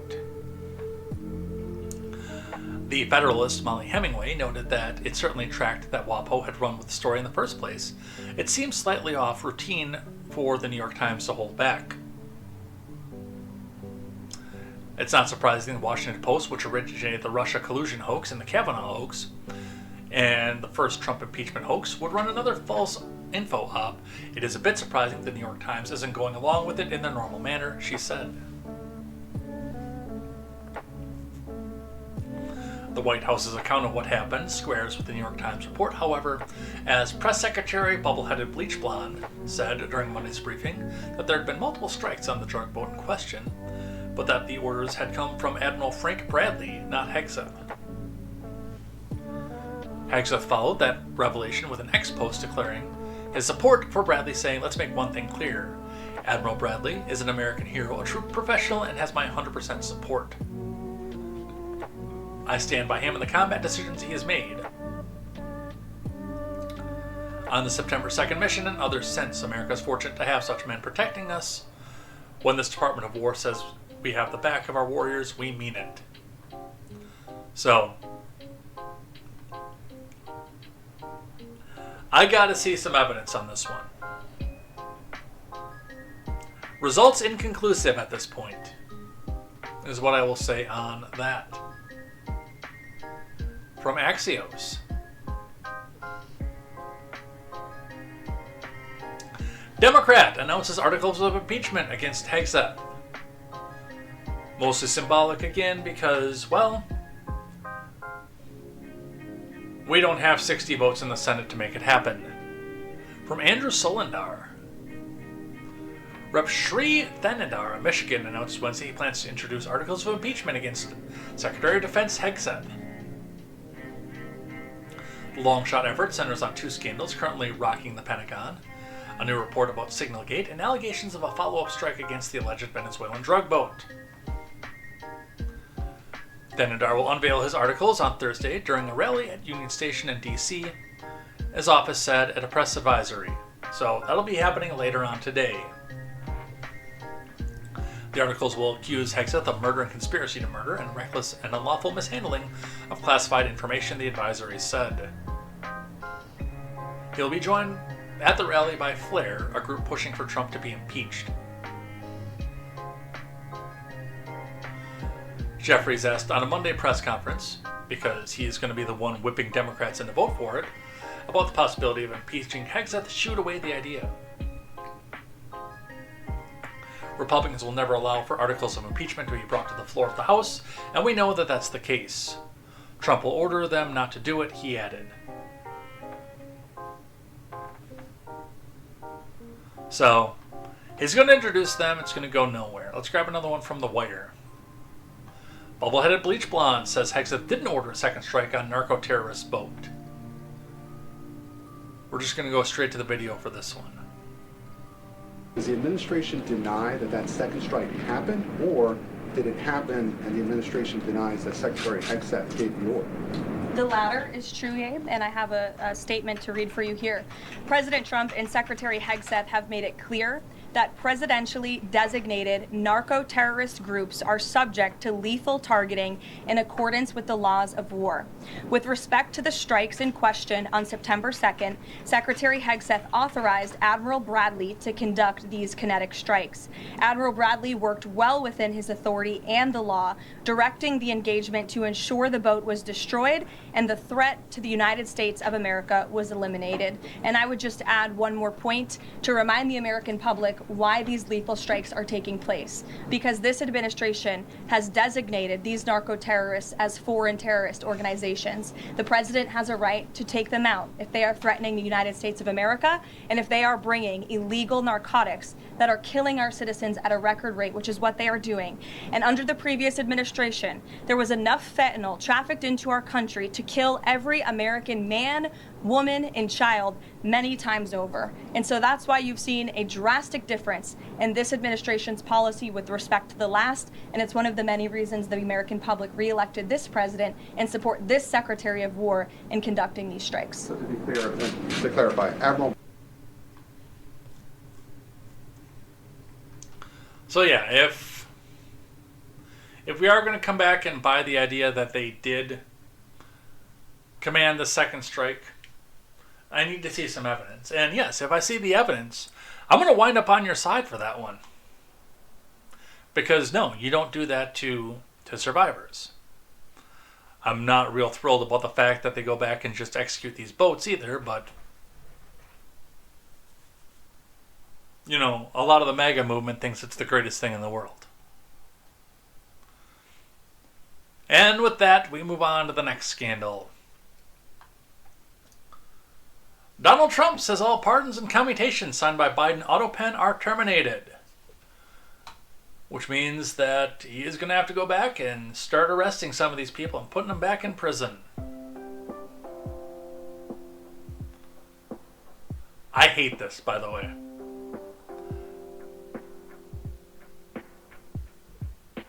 We've been over this before. And I keep threatening to make a one-off video on this one as well. We've been over this before. I think that if you are pardoned by something, and that doesn't count for preemptive because you haven't been held to life and liberty the first time yet, but I have been very consistent about this. Rearresting somebody because you've rescinded the pardon falls under double jeopardy. I want to have some people come back out and tell me, and one of them is my very, very Catholic friend, that tells me that, no, go and get these people off the street and they shouldn't have been pardoned in the first place. I will always say to that, they will most likely reoffend. So we don't have to sit there and depend on these people having the initial offense pardoned, because they're probably going to wind themselves back up in prison. But no, I do think that a commutation and a pardon falls under the jurisdiction of double jeopardy. Rescind the preemptive ones.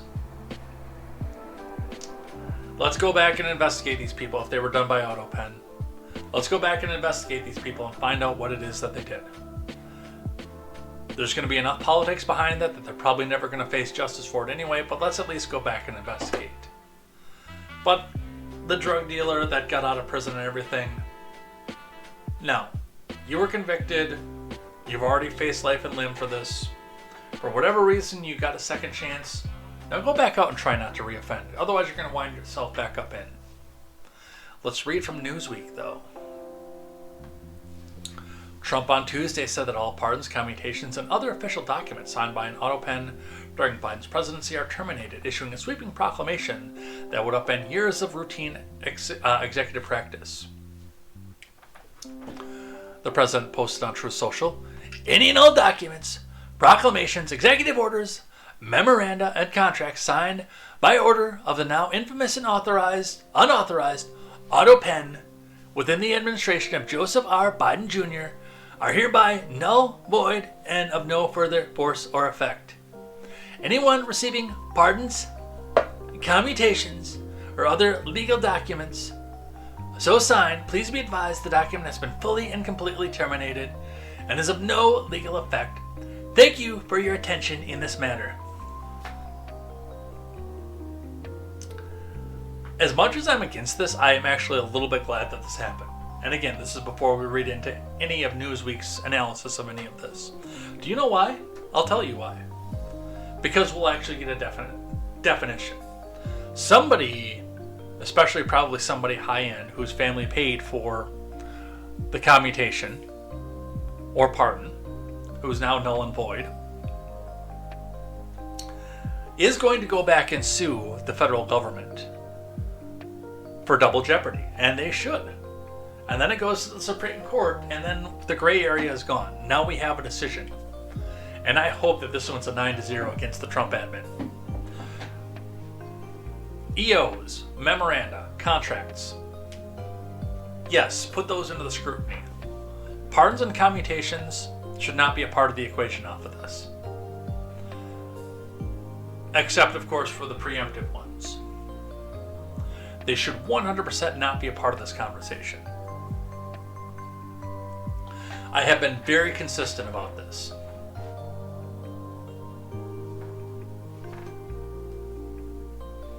Alright, the autopen is a device that replicates a person's signature with precision, commonly used for high volume or ceremonial documents.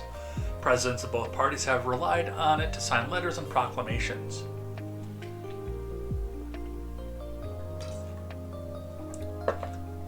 Trump and his allies have made a series of unfounded claims that Biden's use of the device as president invalidated his actions or indicated he was not fully aware of them. It is not known whether Biden used an auto pen to sign pardons. Before leaving office in January, Biden issued several pardons, including for family members he said wanted to shield from politically motivated investigations, and commuted sentences for a number of nonviolent drug offenders. Trump, known for his criticism of political rivals, has repeatedly seized on Biden's use of the auto pen to sign official documents during his presidency. And yes, this is in spite of the fact that the Donald himself has also used the same device.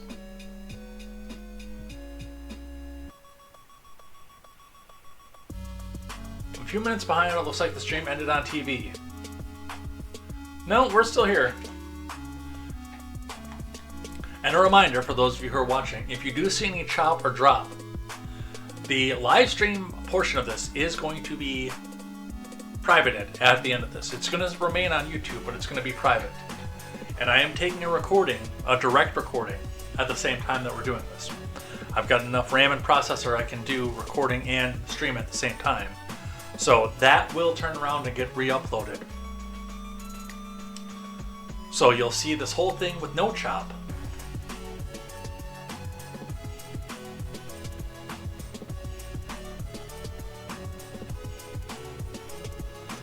Trump has questioned Biden's mental fitness and suggested that aides rather than Biden himself made the key decisions. Biden and his former aides have rejected those claims, saying the president was fully engaged in governing. And I don't believe that either. Yes, I 100% believe that several aides were using the auto pen to push agenda. I do not believe Biden was fully in control of his mental faculties. That's why I said, yes, we can have a conversation about EO's memoranda contracts. But I've been consistent with pardons and commutations. You beat the system, congratulations. And like I said, a lot of these people are going to come back and re-offend. They're going to come back and do what they did again. Some of them will not. And those people, again, they beat the system. They got out. Good job.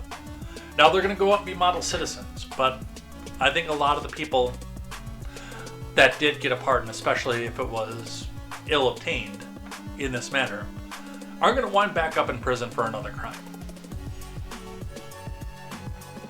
We can't start playing with double jeopardy like this. We cannot. That is a foundation of our legal system.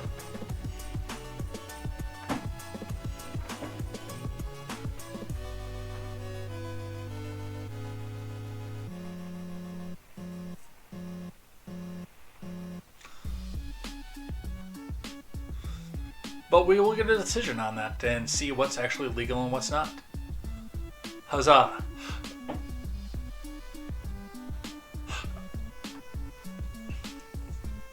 Axios, what to know about Trump's claims that he can undo Biden's auto pen measures. From Juliana Bragg. Trump once again declared that pardons and other measures that former President Biden signed using the auto pen are no longer effective in a Tuesday evening Truth Social post. And we know about all this here.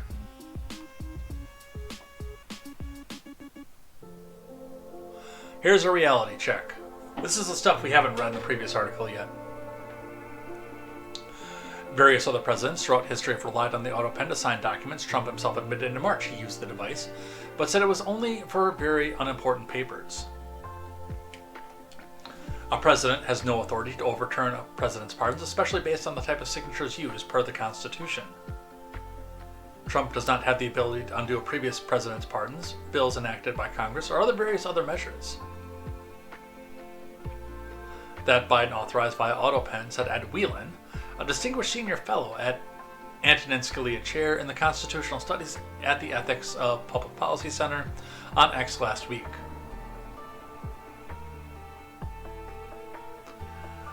AG Bondi said her office was reviewing Biden's use of the auto pen for late-stage pardons in October.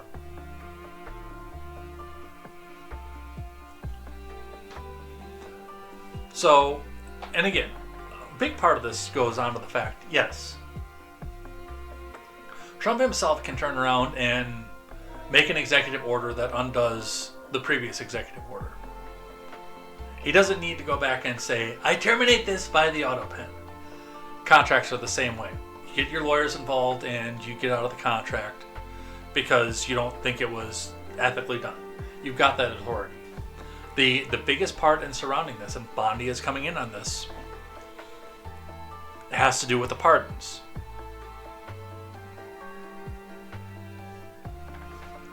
And I don't think that that's right. I never have.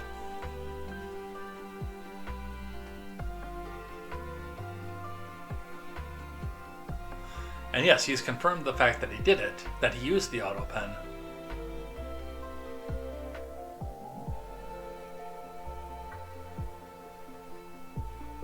I love how the fact that Axios cited Alex Jones. During Trump's late Monday Night Truth Social posting spree, he also baselessly accused the First Lady, Michelle Obama, of using Biden's auto pen in the final days of the admin, sharing screenshots of an X post by conspiracy theorist Alex Jones. Can we claim the royalties on Fauci's book as a civil asset created by a crime? We probably can, I just don't care enough to do so.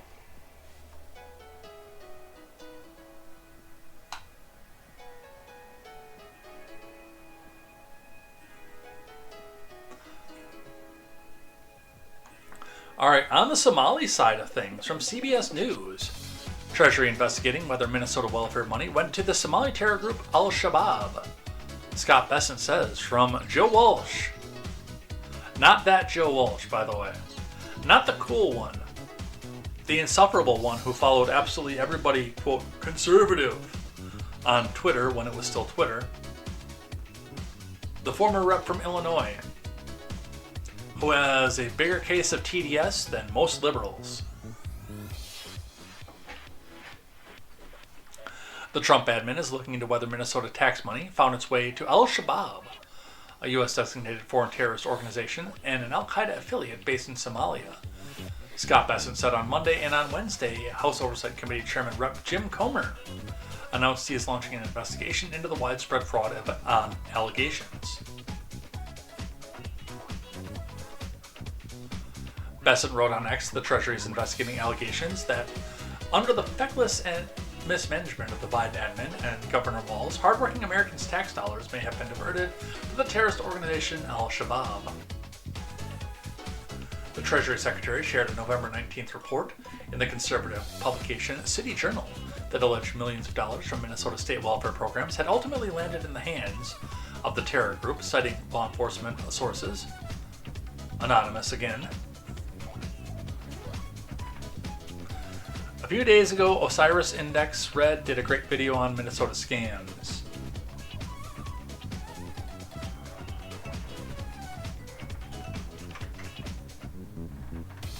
Let me look into that. I'm going to actually read that.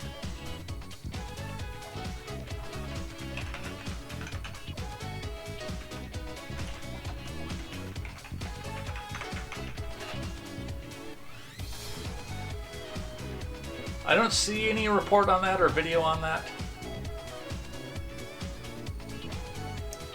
I might get a text on my phone a little bit later. We're not going to Instagram anymore because you can't do that unless you have 1,000 followers anymore. Follow me on Instagram so I can go back to live streaming there, by the way. I need 1,000. I am at, what am I at on Instagram? Let's find out.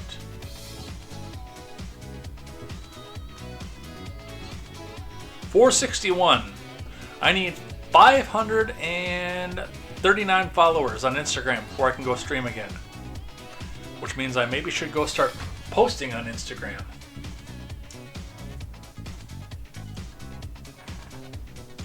But no, I'm not familiar with said video.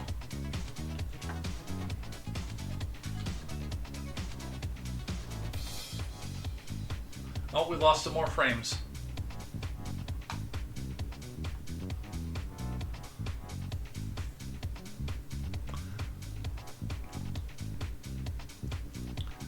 All right. The Treasury Secretary shared a November 19th report from the conservative publication City Journal that alleged millions of dollars from Minnesota state welfare programs Walls' office pointed CBS News to remarks last week, which the government said he welcomes an investigation into where defrauded welfare money went and would work with investigators.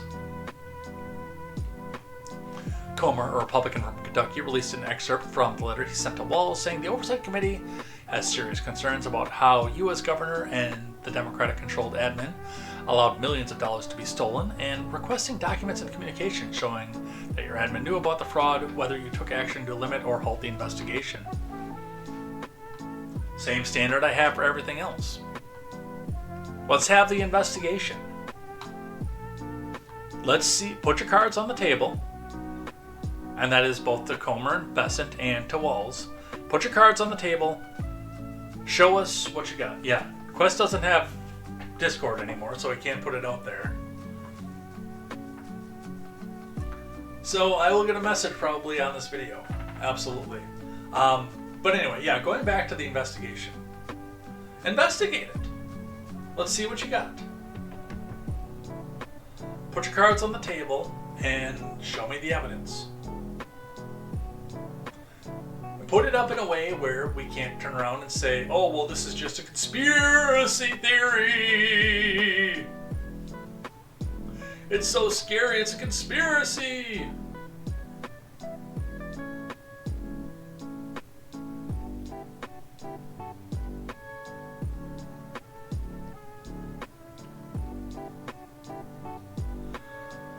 Minnesota social service workers slam Walls as 100% responsible for the massive fraud of $1 billion roiling state. So if the social service workers are saying that it's true, then we might be onto something here. Hundreds of state workers at the Minnesota Department of Human Services publicly excoriated Tim Walls for allowing a massive fraud scandal to unfold under his watch and retaliating against their whistleblowers.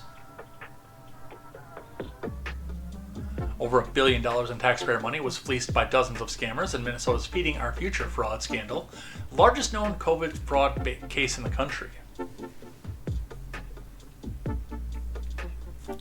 Walls is 100% responsible for the massive fraud in Minnesota. We let Tim Walls know of fraud early on, hoping for a partnership in stopping fraud, but no. We got the opposite response. The Minnesota DHS employees' X account, which represents over 480 staffers, chided on Saturday.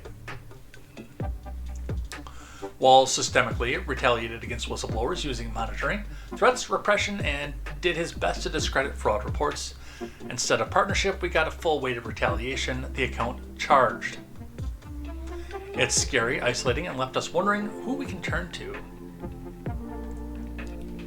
Just last week, the DOJ prosecuted the 78th defendant in what prosecutors have dubbed the Feeding Our Future fraud scheme. At least 59 people have been convicted so far.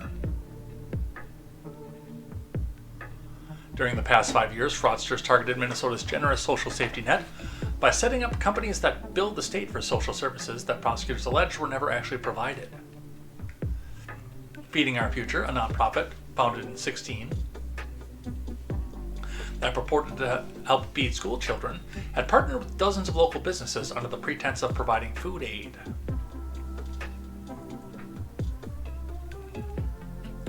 The nonprofit, which dissolved in 2022, and its partners billed the state, claiming to have helped feed tens of thousands of needy children. In reality, most of that money was squandered on foreign real estate projects, luxury cars, and more. And again, if the Department of Health and Human Services in Minnesota is saying something like this, we might actually have something here, you guys.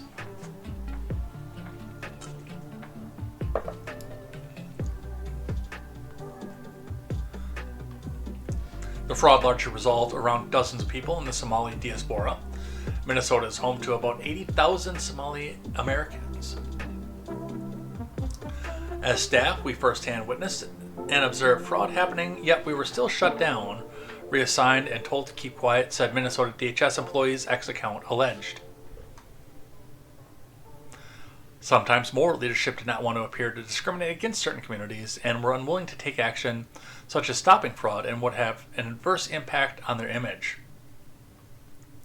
That is a fair criticism of the admin too, by the way, because, and I've seen some of this on on more left-leaning accounts on X, and even government officials who are more afraid of being called racist if they go back and step into something than being called fiscally irresponsible.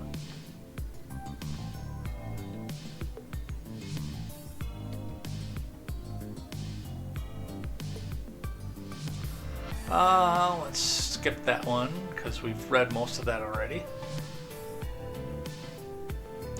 And this is on the other end of this. Fraud scandal leaves Minnesota's Somali community bracing for crackdown. Got video from CBS News. Minnesota's reeling from a fraud scandal involving $1 billion siphon from multiple federal programs. Let's listen. We turn now to President Trump's latest attacks on Somali immigrants in Minnesota. About 84,000 people of Somali descent live in the Minneapolis-St. Paul area.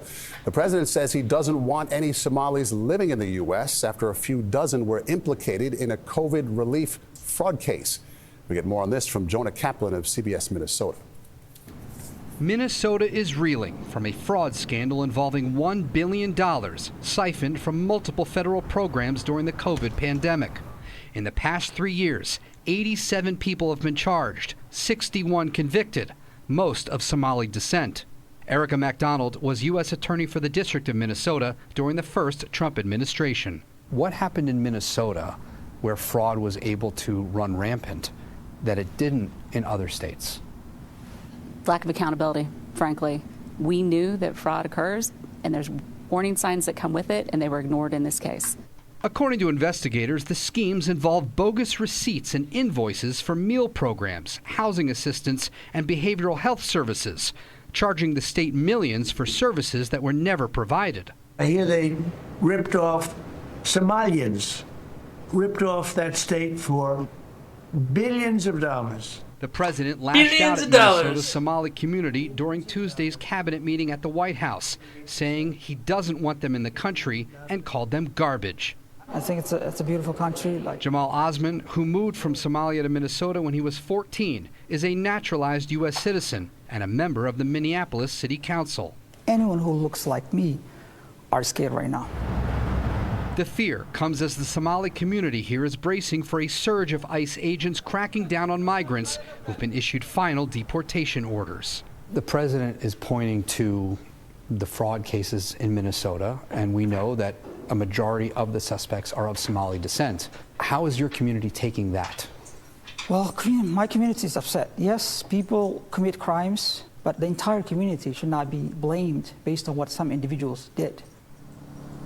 Some House Republicans on an oversight committee in Washington announcing in a news release they're launching their own investigation into the allegations of fraud and accusations that some of that money could have been funneled directly to terror groups overseas. But I spoke with a number of federal investigators, and they tell me there is no evidence that that happened. Instead, the fraudsters allegedly stole the money and kept it for themselves and spent it on things like cars, houses, diamonds, and so much more. We turn now to President Trump's latest attacks on Somali immigrants. And then they're going to go back and repeat that. But again, we've got some of the issue that I have with the Trump admin itself based on the reaction to this. And, I mean, a lot of it comes, it's the same criticisms I had with Democrats over Hegseth. You've actually got something here. You've got potentially some fire where you're seeing smoke. And you're going to undermine the entire investigation at this point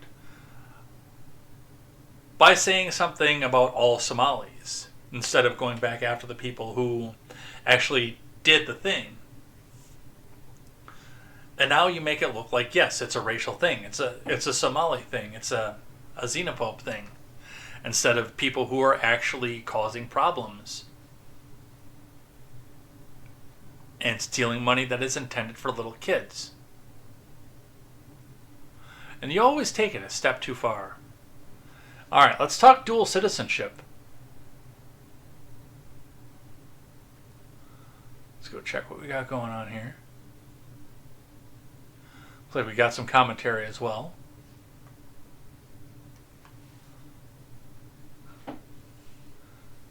Elaine is here. Welcome, Elaine. Are you a first-time chatter? No, you've been here before. I see you. Hello, Elaine. Let's get this back up. Quest says, I believe food end was about $255 million. The autism and housing assistance were $14 million, $8 million. Forget which was which. The amazing hubris of these people, some with tens of millions of dollars, spending it mostly on luxury cars and not bothering to move to another country after their fraud, assuming they wouldn't get caught. Yeah, exactly. Yes, my fluffy white and black co-host came in and saw what was going on.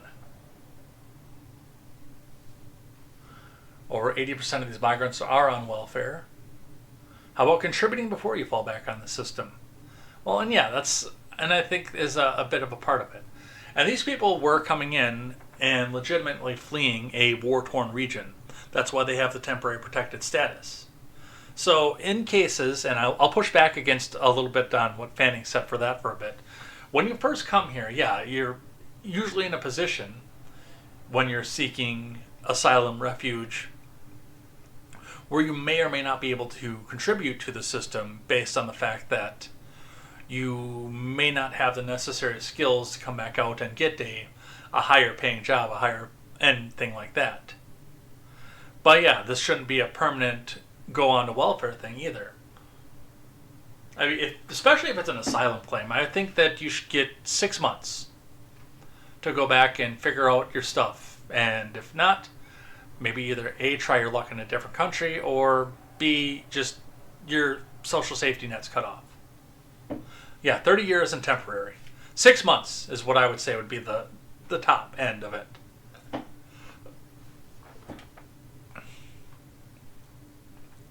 All right, from CBS 27 out of Ohio, which apparently my friend Kat is going to explore. I was clearing out notifications in Discord while I was listening to them talk about Somalia. And I saw that Kat is going to stream, I think, today, and then go to Ohio and explore Ohio. If she's on when we get finished up, we'll just go raid right into that. All right, Senator Moreno introduces a bill that would eliminate dual citizenship from Marty Burke. We have no music. Why do we have no music? Azalea Town. I've done that one before. That is part of Pokemon Gold and Silver, which I am playing the remakes of right now off stream. I would do a Pokemon stream to kind of follow up with the fact that I've been playing from every generation off screen. You gotta understand that would take probably close to a decade based on my regular work schedule and stream schedule and the fact that there's an infant in the house. That would probably take a good 10 years to finish out. To get all 9 generations, plus whatever they introduce after the fact. Bernie Moreno of Ohio has introduced a bill to establish that citizens of the U.S. must have sole and exclusive allegiance to the U.S. The Exclusive Citizenship Act of 25 would make it so an individual may not be a citizen or national of the U.S. while simultaneously possessing any foreign citizenship. If passed, a U.S. citizen who voluntarily acquires a foreign citizenship would have to relinquish their U.S. citizenship after the date of enactment. Those who possess dual citizenship would have to submit a written renunciation of foreign citizenship to the Secretary of State or a written renunciation of U.S. citizenship to the Secretary of Homeland Security no later than 1 year after the enactment of the Act. An individual who doesn't comply will be deemed to have voluntarily relinquished U.S. citizenship for the purposes of Section 349A of the Immigration and Nationality Act, the bill states. The Secretary of State would also be required to create regulations, procedures for declaration, verification, and record keeping for exclusive citizenship, as well as coordinate with the Attorney General and Secretary of Homeland Security to ensure any individuals deemed to have relinquished citizenship is appropriately recorded in the federal systems and treated as an alien for the purpose of immigration law. There is a lot to unpack here, a ton to unpack here. And I don't actually necessarily agree with this. to certain extents. Now, if you are immigrating, seeking to become a U.S. citizen, I would say that there should be some expectation, of course, to relinquish your ties to the nation that you left if you're coming out to get naturalized. But there's a lot more paperwork involved to this, and you're forcing a lot of natural-born U.S. citizens at that point to renounce their citizenship of this country. Now, what a lot of proponents of this bill are going to come back out and try to talk about are people like our friends in the Minnesota Somali community who come over here, retain their Somali citizenship, either by force because there's no way to go back and renounce it because the government is in tatters, or the fact that they just want to be able to take advantage of our system and go back whenever everything is back in order over in Somalia. Whichever you want to apply to. And there's also the question of why so many members of our Congress are dual citizens with Israel and our country. Those are two things that proponents of this bill would like to address. I've seen stories on this on X, and actually I can share an anecdote that is close, or 20 years ago was close to me as well. Iranian people who either emigrated from Iran over to our country or were displaced based on our military actions in the region, refugees from Iran in this country, who had children here because of the rite of passage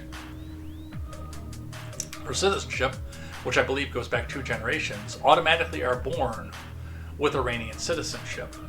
I think it's 1 generation removed for Iran. So there are plenty of people, children of refugees born in this country, natural U.S. citizens from birth, who also carry an Iranian citizenship. And Iran does not have a mechanism to renounce citizenship through there. Once you're Iranian for life, according to their system. So they're screwed at that point because they can't go back and renounce their Iranian citizenship with a bill like this forcing them to do so. No, on paper otherwise. A lot of people don't know this because born right in Green Bay, only lived outside of Green Bay to go to college, out of the Fox Valley rather, to go to college, only ever really set foot out of the country to go to a mandatory foreign exchange program because of her degree. My ex-fiance, the second one, was a dual U.S. and German citizen by virtue of the fact that her grandmother was straight off the boat from Germany. She was born a dual citizen, automatically. American citizen because of birth, obviously, and then yes, because of the rite of passage from the German government for 2 generations. Yes, she was born with German citizenship. What kind of an oversight would that be, especially like if you're doing something like that when you're born? You've got so many other things going on that first year of your life on everything too. I mean, does a 1-year-old just renounce their citizenship to the U.S. because 17,000 other things were happening in that first year of birth? In that first year of life, rather? Now, as far as the government goes, government officials, congresspeople, the presidents, etc., I do think that there should be a standard, yes, where you can only have a single citizenship to serve in our government. If you have a dual citizenship, you should have a way to renounce it before you run for any public office. And you should be forced to. If you're in a situation where, again, like it's the Iranian citizenship, dual citizenship, unfortunately it sucks to be you. But I do think that should be the standard for government officials. For private citizens, I don't know. There's so much out there that makes this into a legal quagmire that I don't know if this would work out as intended.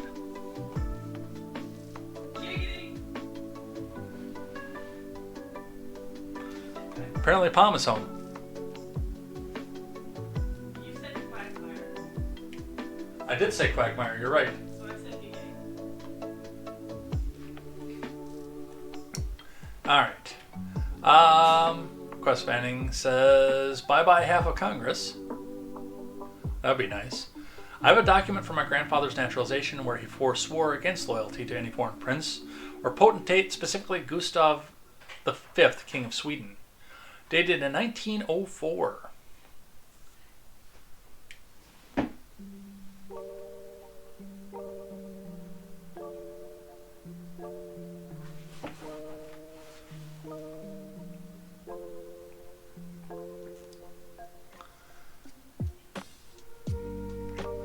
The Secretary of State would also be required to create regulations, procedures for declaration, verification, and record keeping for exclusive citizenship, as well as coordinate with the AG and Secretary of Homeland Security to ensure any individual deemed to have relinquished citizenship is appropriately recorded in the federal systems and treated as an alien for the purposes of immigration laws. So, it's a good idea on paper, and yes, I think that it would definitely change the makeup and everything that goes with Congress, but in practice, I don't think it's possible. I think there are way too many moving parts right now. And yeah, I think that some of these foreign nations, like Iran, as the example was cited, make it too difficult to do at this point.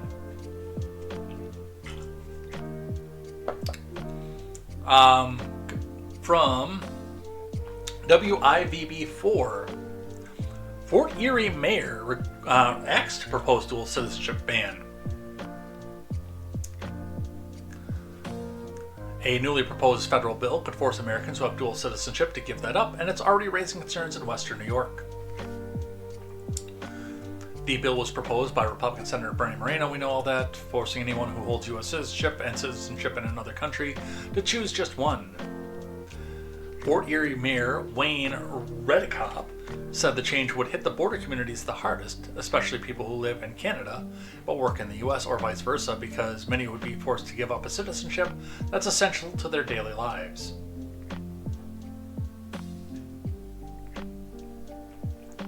With immigration already one of the most debated topics in America right now, this proposal adding another layer to the conversation.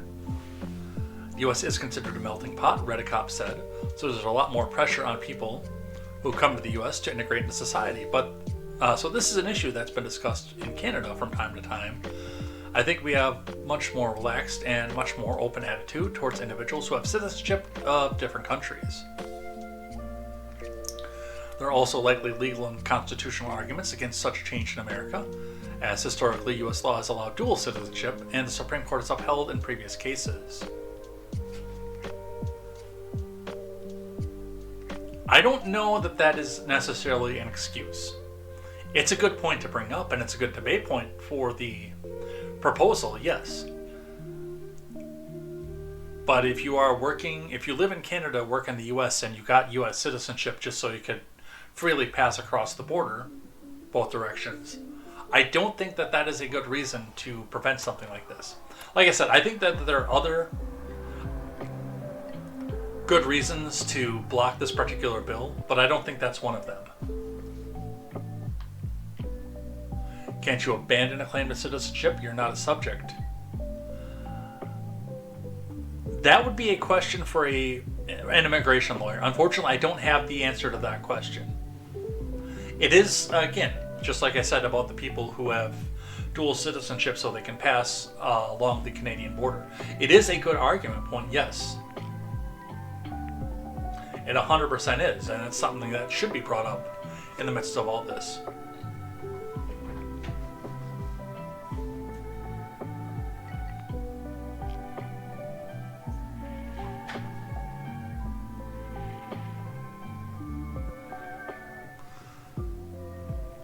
Melania Trump's immigration lawyer also responds to this one. Let's read this one. Let's read a little bit of this one. Let's see what the lawyer has to say.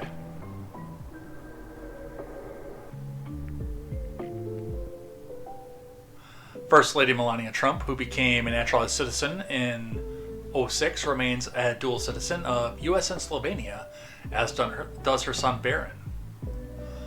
Michael Wilds, who is managing partner of the immigration law firm Wilds & Weinberg, is an adjunct professor at Benjamin N. Cardozo School of Law and mayor of Englewood, New Jersey, clarified the First Lady's immigration status during Trump's 2016 presidential campaign. He spoke exclusively with Newsweek about Moreno's proposal. A bill without the force of law is simply a piece of paper, Wilds said. The U.S. is one of many countries that permits its citizens to hold dual nationality, whether acquired by the wonderful choice to naturalize or by virtue of birth. Wilds referenced early American history by challenging the bill's argument about divided allegiance. Our founding parents and many of our first presidents were dual nationals of both the U.S. and other countries, including then-enemy Britain, he said. He added that to claim our military personnel are not loyal simply because they're not U.S. citizens or other dual nationals cannot devote their full service to the country is preposterous. He also criticized what he described as gaps in the bill's logic, noting that it does not address the large population of Americans who are born dual citizens or multinationals, the point that I brought up. According to Wilds, America's military presence abroad results in American citizens born overseas who are eligible for both U.S. and foreign citizenship.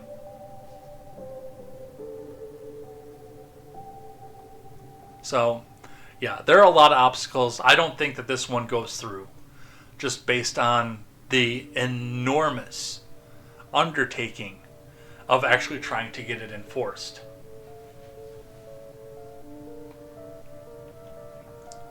All right, from CBS, Trump admin fires 8 immigration judges in New York City, official says. And this goes back again to the Venezuela thing, and a part of the reason that I don't think oil is on the forefront of that one. As much as enemies of the administration would love for that to be centered around oil, I don't think oil is at the center of that one. The Trump admin fired 8 immigration judges based on New York City on Monday. An official at the National Association of Immigration Judges said. The 8 judges worked out of an immigration court offices at 26 Federal Plaza in New York City, which is where U.S. Immigration and Customs Enforcement is headquartered in the city, the official told CBS News.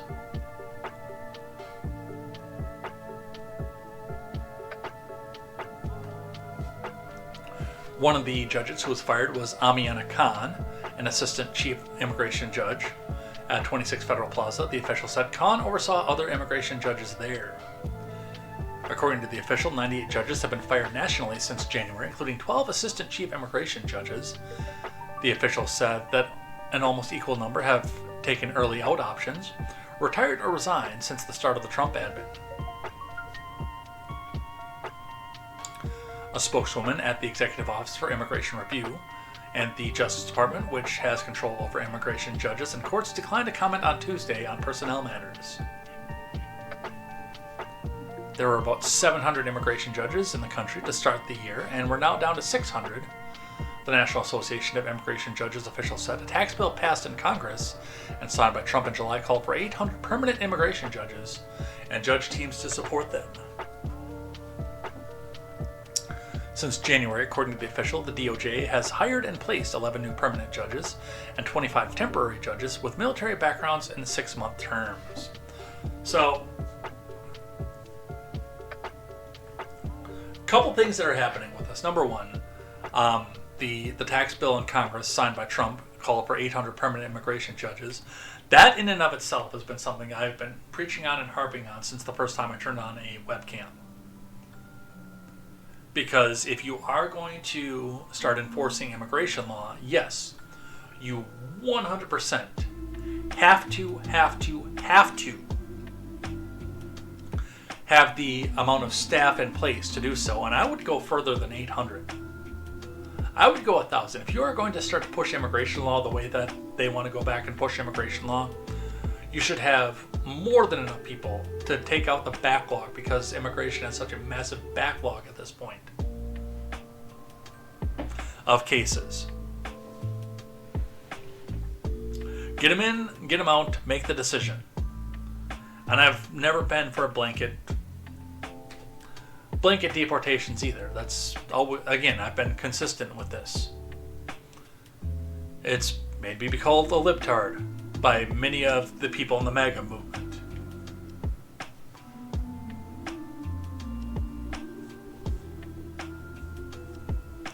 As far as the firings go, I understand that there is an amount of loyalty that goes along with this. A question whether on how loyal some of these people actually are to enforcing immigration law versus activism from the bench. And that is something that does need to be addressed, because activism from the bench does cause other problems as we go down the road.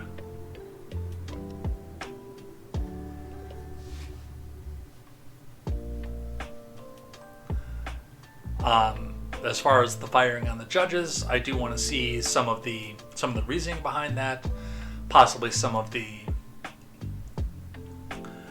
actual evidence that's portrayed to this, because as far as I know, immigration judges, federal judges like that, do have a lifetime term. So I don't know.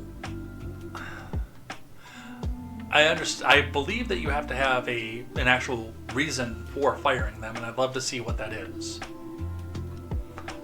But that is something we have going on here, and it looks like they actually have intent to go with more. But in doing so, then McConnell's going to have, well, not McConnell anymore, but the leader of the Senate's going to have to go. I don't even know who the majority leader of the Senate is right now.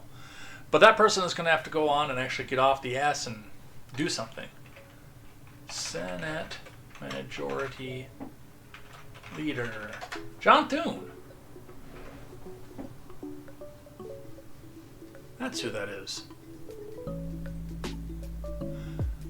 They're talking again about 15 more from the Bay Area.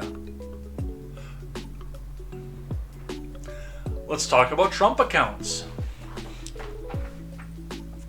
With Trump accounts, your baby could qualify for $1,000. Here's what to know. When the children of wealthy households leave the nest, they often benefit from their parents' largesse in the form of a trust fund. Less affluent peers may receive nothing at all, or even be expected to support their families when they become adults. But what if all children, regardless of family circumstances, could get financial boost until they when they turn 18? That's the idea behind the Trump accounts, a lesser-known provision of President Trump's tax legislation. The bill signed into law earlier this year gives $1,000 to every newborn, so long as their parents open an account. That money is invested in the stock market by private firms, and the child can access the funds when they turn 18. The parents of older children can also open accounts, but they won't get the $1,000 bonus. Backers say it's a way to bolster capitalism and help children from low-income households build wealth for a time when openly socialist candidates are growing more popular. The new program gives a $1,000 bonus to babies born during the calendar years of the Trump admin, thanks to a historic donation announced Tuesday by billionaires Michael and Susan Dell. Some of the children 10 and under could receive $250 in seed money if their parents open an account. That money is reserved for kids who live in zip codes with a median family income of $150,000 or less, and who won't get the $1,000 seed money from the Treasury. So here's what they want you to know. What's a Trump account? It's a new savings tool where money is invested in the market on behalf of a child. The child can't access the money until they turn 18 and can only use it for specific purposes such as paying tuition, starting a business, or making down payment on a house. After a parent opens the account, the Treasury will contribute $1,000 for newborns. Private banks and brokerages will manage the money, which will be invested in the equity index funds that track the stock market and charge the accounts no more than 0.1% in annual fees. Parents can contribute up to $2,500 annually in pre-tax income, much like they do for retirement accounts. Parents, employers, relatives, and friends in local governments and philanthropic groups can also pitch in. Yearly contributions are capped at $5,000, but contributions from governments and charities don't count towards that goal. Who gets the grand? To qualify for the $1,000 seed money, a baby must be a U.S. citizen, have a social security number, and be born between January 1st, 25 and December 31st, 2028. Any parent can open an account for a qualifying child regardless of the parent's immigration status. It's important to note that the child won't be able to access the money until they turn 18, except in rare circumstances, so it can't help with immediate expenses, and disbursements from the accounts will be subject to taxes. You wouldn't expect anything less. Uncle Sam's got to get his cut.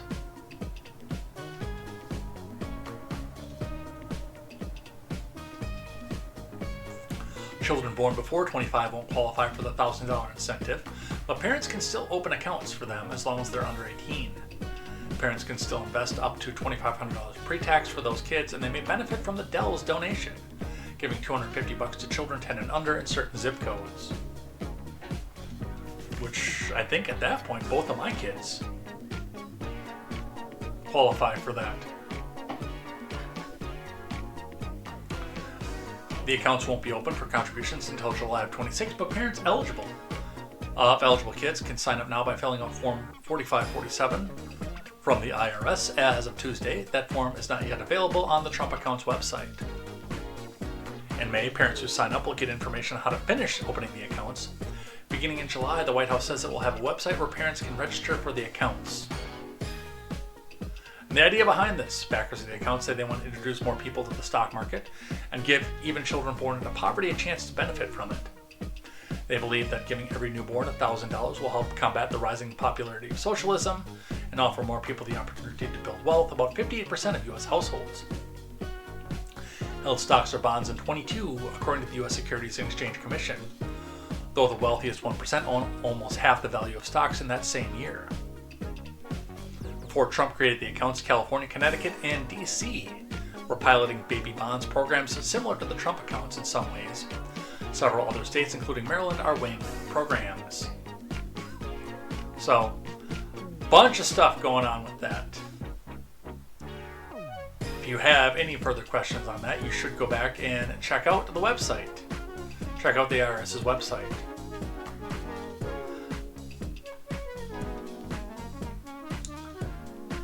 And the Dell family. Let's talk about this one here. Here's a 45-second video on that. Because the Dell family is seeding some of this, especially for children who are born outside the years available. Let's listen. Which will directly benefit the next. Michael and Susan Dell are committing to one of the largest private donations in American history, which will directly benefit the next generation of American children through the new Trump Accounts program. He'll feel like Michael Dell someday, but at 18 they'll have a lot of money, a lot more money than they would have had, or potentially a lot of money. But these accounts will track the overall stock market and will be 100% private property controlled by the child's guardians. In honor of America's 250th anniversary, the Dells are announcing today that they are giving 25 million American children $250 each to save and to invest in their personal Trump account.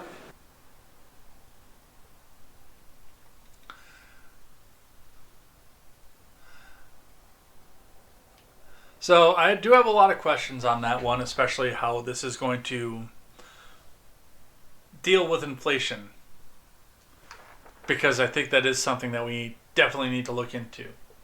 When you take $1,000 out of everything, you either have to print it or take it away from the American people. And there are, I think, better things that could be done with this money.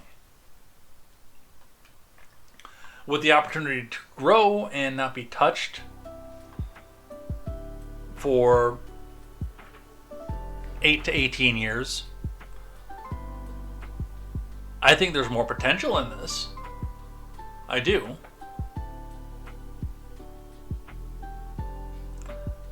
But again, in 18 years, when everybody's starting to suddenly have this money available and they go back out to try to spend it, yes, it's going to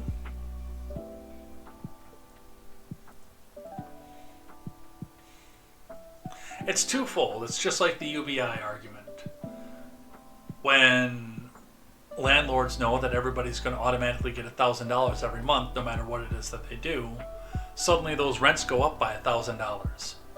So my big fear here is that college tuitions start to go up exponentially based on the fact that so many people are going to have a guaranteed amount of money that they can only use for start a business, tuition, or otherwise to start flooding the market. When they know they can get it, they raise the price up around it. So I'm of mixed opinions on that one. You want some good news? I'll give you some good news. Pushes on in Congress to impose ban on lawmakers' stock trades.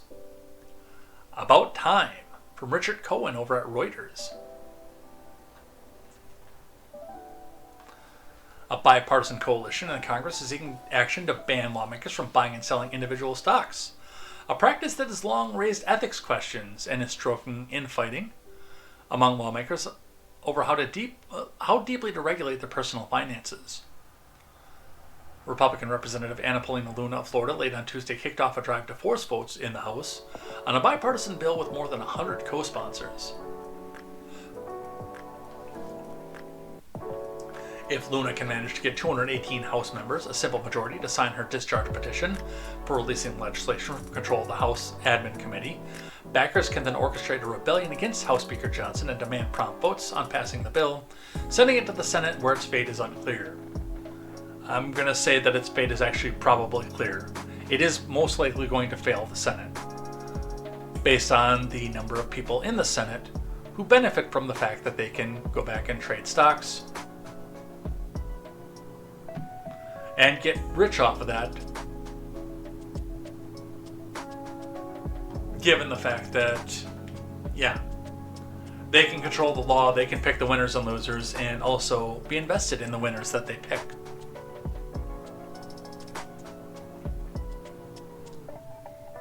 Supporters of the bill fear that Johnson has not given a green light to advance the legislation to the full House for a debate and votes. Aides for Johnson declined to comment to Reuters. A similar move last month allowed the House to buck Johnson and Trump to pass legislation demanding full release of documents in the Epstein sex trafficking case after lengthy delaying tactics by Republican leadership. The clock is now running. If leadership does not move quickly to put forward a strong ban on congressional stock trading, the members of the body will act, said Chip Roy in Texas, a sponsor of the measure, and Democratic Rep. Seth Magaziner of Rhode Island, a co-sponsor, in a statement. The issue of stock trading by lawmakers has been festering for years. Under the bill, lawmakers could no longer buy or sell individual company stocks and would have to divest holdings. Their portfolios could be transferred into mutual funds, for example. And mutual funds, I do think, is a decent compromise. It's not the best compromise, but it's a decent compromise. I think that mutual funds should be out, personally, as well.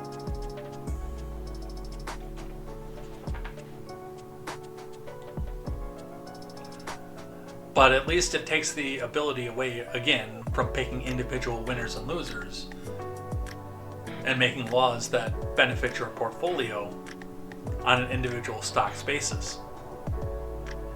So that might be a decent compromise. I'm still of the mind that it should all just be banned, because you shouldn't be able to pick winners and losers when you're making the laws that make the winners and losers.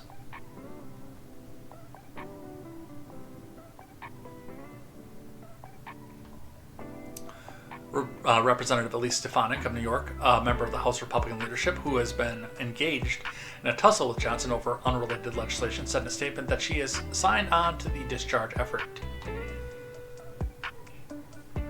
That's good, and I'd love to see who puts their name to what on this one and who I think is going to wind up benefiting from this. So there's your good news for the morning.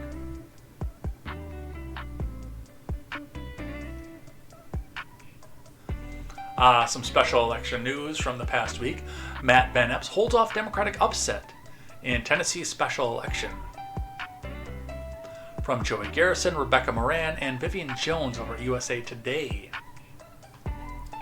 Republican Matt Van Epps defeated Democrat Afton Bain in a closely watched Tennessee special congressional election on Tuesday, staving off major upset in a race that attracted Trump's help to avoid a GOP disaster in an overwhelmingly Republican district.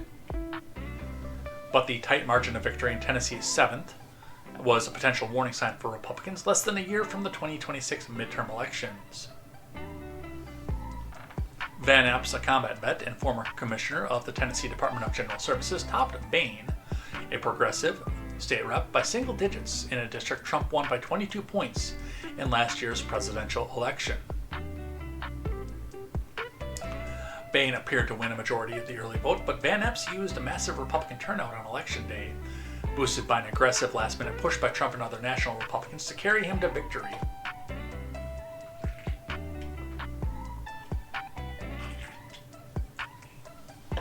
I remember when that race was going on and starting to get counted.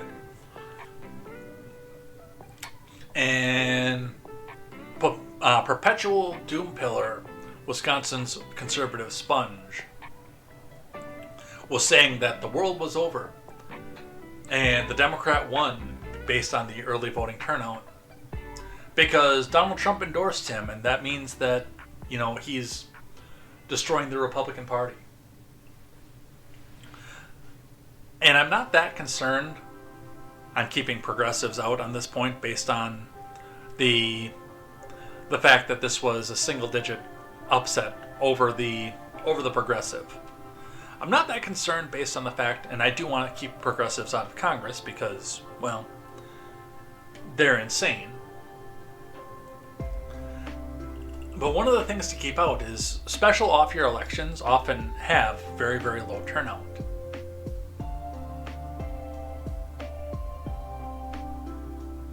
And the fact of the matter is that you were still able to push enough people to go back and get over the hump. Progressives, Democrats, they organize everything to get people out to vote on the off-year elections. That's why they do so well in them. Partially the reason they're going to do, I think, fairly well in the midterms as well. But I don't think it's going to be the bloodbath that the House Progressive Caucus seems to think that it's going to be. So there are some other things to watch here as well. But no, all the doom pillars out there, there's really nothing to be concerned with on this one.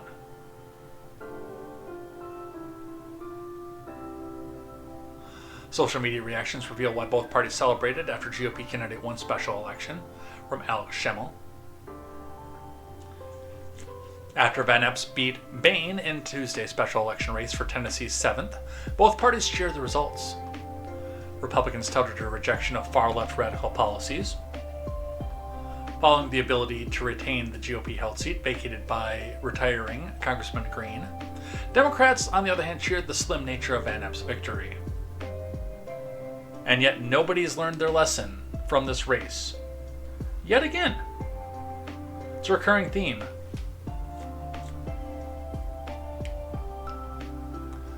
That's all I have to say on that one. And an analysis from NPC News. Steve Kornacki, GOP warning signs, lessons for Democrats in special election results. We're going to watch a little bit of this video here.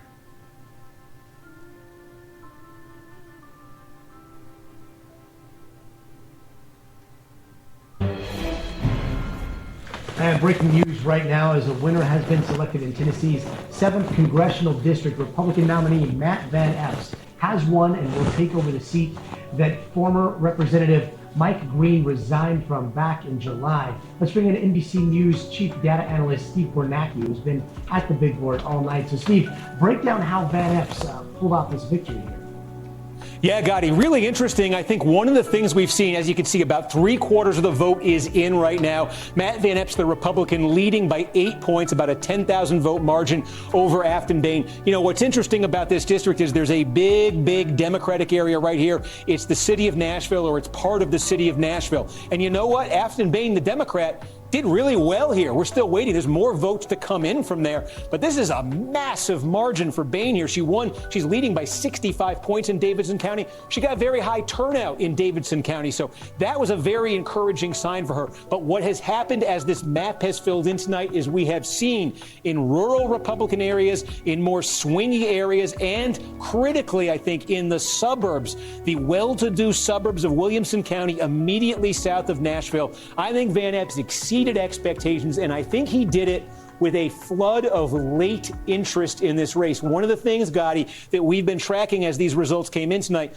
was the difference between the vote that was cast early. This was cast weeks ago, days ago, the early vote, versus the election day vote. The folks who woke up today, decided to go out and vote, and did so in person at the polls. There is a massive difference between how these candidates did, depending on which vote we're talking about. Boehner won the early vote. Van Epps has an absolute landslide in the same-day vote. Republicans, Gotti, talked about this race drawing national attention in the last week. They talked about Boehner having taken some far-left positions, having some inflammatory rhetoric in the past. They said they had shined a light on that. They had woken up Republican voters in this district. Maybe they had woken up swing voters in this district who may not be nuts about Trump and the Republicans right now, and they had turned those voters against Boehner and motivated them to vote. Looking at the turnout that we're seeing same day, I think there's some evidence in these results that that is what happened. So again, overall, Republican district, typically Trump won it by 22 points. Republicans were, I think, kind of panicking a bit last week when polling showed this to be close to a dead even race, but Van Epps ahead by 8 points. I think there'll be some more Democratic vote to come here out of Davidson County, Nashville, but there's going to be an awful lot more Republican vote. So you may be looking at a margin that finishes somewhere right around what you're looking at. Republicans, I think, Gotti, would love to see that number go high and be able to say double digits. We'll see where it ends up landing. I think you're going to wind up staying in single digits on that particular race as well. But again, you also have to consider the fact off your election. All right. Shredded cheese from the Hill. FDA shredded cheese sold in 31 states recalled due to metal fragments. Check your fridge. The FDA is warning consumers to double-check their shredded cheese after an Ohio-based company recalled multiple products distributed to 31 states for potentially containing metal fragments. The recall from Great Lakes Cheese Company was first initiated October 3rd, but was reclassified Monday to Class 2, which is defined as a situation in which use of exposure to a volatile violated product may cause temporary medically reversible adverse health consequences, or a probability of serious adverse health consequences is remote, per the FDA. All right, here's where we need to look. The cheeses were distributed in, check your state, Alabama, Arkansas, Arizona, California, Colorado, Florida, Georgia, Idaho, Illinois, Indiana, Kansas, Kentucky, Louisiana, Minnesota, Missouri, Mississippi, North Carolina, Nebraska, New Mexico, Nevada, New York, Oklahoma, Oregon, Pennsylvania, South Carolina, Tennessee, Texas, Utah, Virginia, Washington, Wisconsin, and Puerto Rico. The recalled cheeses, which were made by Great Lakes Cheese Company but sold by different brands, include Always Save shredded, Borden shredded thick cut. Borden is one that I've used in the past. It's not what we have in our fridge now, but it's one I've used in the past. Brookshire's finely shredded, thick cut, Italian 6 cheese finely shredded. Cache Valley Creamery shredded, 6 cheese Italian. Chestnut Hill fancy shredded. Coburn Farm shredded, Italian style finely shredded. Econo shredded, pizza shredded. Okay, Palm, we actually might have to look into this one. No, we don't do Food Club. We have a different brand. Food Club, finely shredded, finely shredded pizza style 4 cheese blend, pizza style 2 cheese blend, finely shredded. Food Line, shredded, Freedom's Choice, pizza blend, fine cut. Gold Rush Creamery, shredded. Good and Gather, fine cut, classic mozzarella and provolone classic, mozzarella and parmesan shredded cheese blend. Great Lakes Cheese, shredded, mozzarella and provolone. Great Value, finely shredded, Italian style finely shredded, provolone and mozzarella blend shredded. Happy Farms by Aldi, shredded, Italian style shredded cheese blend, HEB shredded thick. Hill Country Fair shredded, Know and Love, fine cut, classic cut, Italian style fine cut. Laura Lynn, finely shredded, thick cut shredded, Italian blend, finely shredded. Lucerne Dairy Farms, finely shredded, family size, rustic cut family size. New Farm, fancy shredded. Publix shredded, Italian 6 cheese blend, fancy shredded. Schnucks shredded. Almost through, I promise. Sprouts Farmers Market, finely shredded, shredded value pack. Stater Brothers Markets, finely shredded, shredded. And finally, Sunnyside Farms, shredded. If you have any of those in your fridge, go check it for metal fragments. And go check with your local authority as to what to do if you do find metal fragments in yours.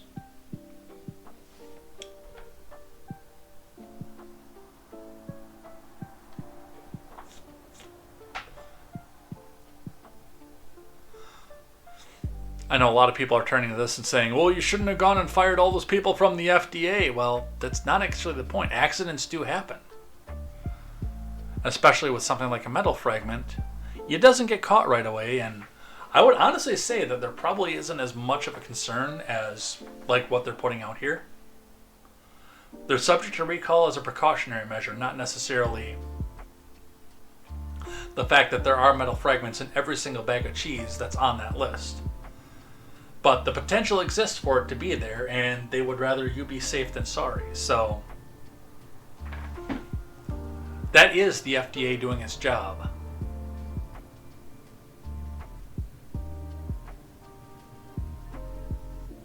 An update from the National Guard shooter. Accused National Guard shooter held without bond after pleading not guilty to murder and assault charges from hospital bed. Just briefly from CNN here. An Afghan man who appeared in court virtually from his hospital bed in D.C. is pleading not guilty to charges related to the shooting of 2 National Guardsmen in the Capitol. Lochinwall could be seen in the video displayed in the courtroom, squirming in a hospital bed with his eyes constantly closed and in apparent pain. In charging documents publicly posted Tuesday, prosecutors say Lochinwall screamed, "Aloha Snack Bar," as he opened fire in downtown Washington, D.C. Gotta be careful saying some of that stuff on YouTube. D.C. Superior Court Magistrate Judge Renee Raymond ordered Lochinwall to be held without bond before trial despite arguments from his attorneys that the government waited too long to charge. So, they're going to try to get him off on a procedural side of things. I don't think it's going to work.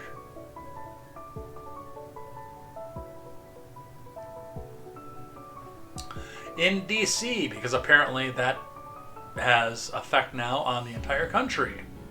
Whoever the mayor is over there. We've got a little bit of a heat up in the race for D.C. mayor.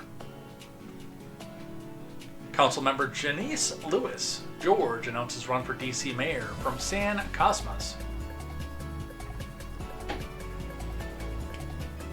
Councilmember Janice Lewis George has announced her candidacy for the mayor of D.C. Lewis George, who currently represents Ward 4 in the D.C. Council, enters the race after Mayor Muriel Bowser said last week she will not seek re-election next year because her entire mayorship has been embroiled in a major controversy.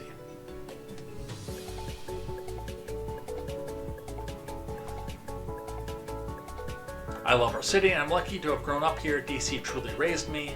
My mother, a union postal worker, and grandmother, a Deal middle school lunch lady, taught me the value of hard work, public service, and to lift others as we climb. Our shared values of the city include the ongoing fight for statehood, is rooted in the belief that every person is deserving of representation and dignity. That's why I've stepped up every chance I get to serve my community, said Councilmember Janice Lewis George, but too many residents still feel squeezed financially from unaffordable housing to childcare and feel unsafe in their neighborhoods. Residents face uneven access to opportunity and a city government that on its best day feels unresponsive. Well, Godspeed, Janice Lewis, and that field is filling up quick.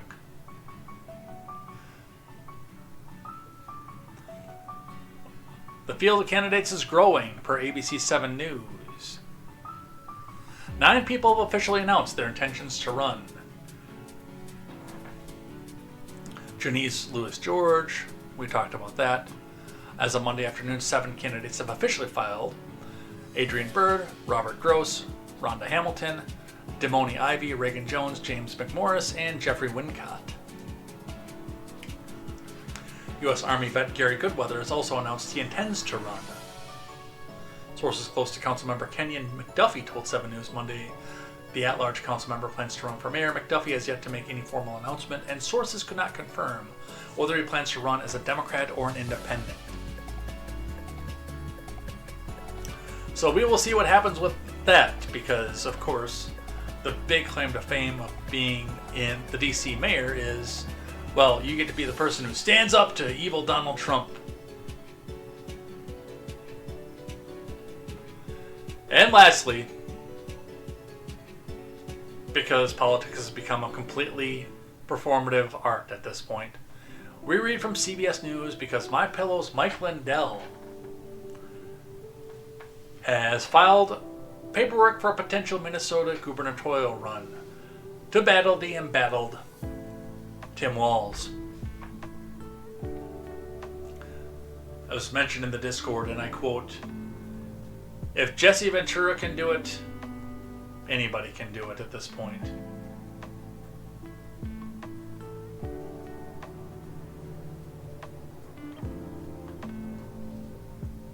MyPillow founder Mike Lindell, a controversial election denier and supporter of Trump, because they have to go back and frame him at that point because otherwise he might win, has taken steps towards trying to become the governor of Minnesota in next year's midterms. State records show paperwork has been filed signaling Lindell may soon announce a statewide run. Lindell told CBS News in a phone call he's not 100% decided on a gubernatorial run, but wanted to file paperwork in case he does commit. He said earlier this year he would run as a Republican. He said he will further discuss the potential to run at a press conference scheduled for next week. God help us all.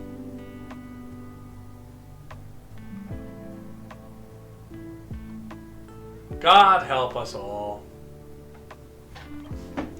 Well, that'll be fun. Alright, let's finish up this program here. Let's get out of here for the morning. How deep in are we? We're under 3 hours right now. Amazingly. And I've only got a few things on things I like and things I hate, so we might do this before noon. But before we do anything else, we finish out with the rules of acquisition, the Ferengi commandments of their religion, which we read as good capitalists do, and talk about the fact of, how these were used in program, in the official canon, if they were. If it's a beta canon, unfortunately I've not read enough Star Trek beta canon to know how they were used there. But also, because even though Roddenberry was an avowed communist, a lot of these could actually be used in real life, and if they can't, then we do point out the fact that these were a parody of capitalism, but we talk about how they can be used in real life. So, we are moving down onto the 141st rule of acquisition. Only fools pay retail. This is from the DS9 reference book, The Ferengi Rules of Acquisition. So this one did not appear on screen. We cannot talk about how this was used in program, but we can talk about how this is used in real life. Goes along with a King of the Hill episode, actually, where Peggy decided that she wanted to go buy a car, and she talked herself into the deal of the century. And then Hank Hill went in after her and got the price back up to sticker price. Now, with automobiles, with Auto Trader and everything else, the sticker price thing has become more of a common thing because, you can go back onto sites like TrueCar and figure out what it is that you're supposed to do at that point. But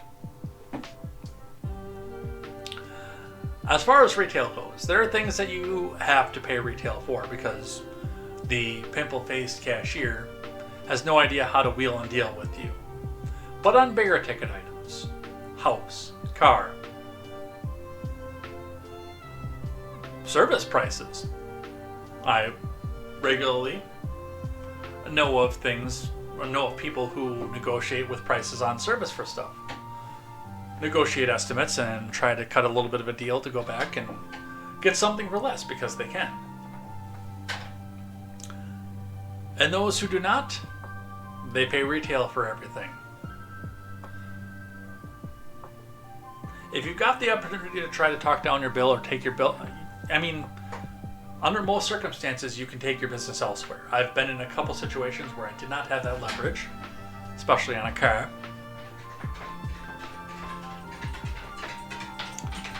I remember trying to trade in a car with a blown engine on behalf of somebody else once. And that person getting mad at me that I didn't get the deal of the century off that, knowing the fact that I had no leverage because they were taking a car on trade that they couldn't turn around and resell without putting major money into. But under most situations, yeah, you can come back and just threaten to take your business elsewhere, and that does get you somebody who's coming back and willing to have the conversation. Hell, the stroller that we have on our house, we drove miles and miles and miles to go back and get. And at the very end, when we were getting ready to hand over the $325 for it, I said, hey, would you just take a $300 even? And the lady did. $25 is a nice break and everything. So, yeah, only fools pay retail.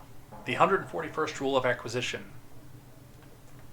Let's do a couple things that I hate and some things that I like. I still have the Daily Wire main site up here that I was using for reference while I was doing stuff last night.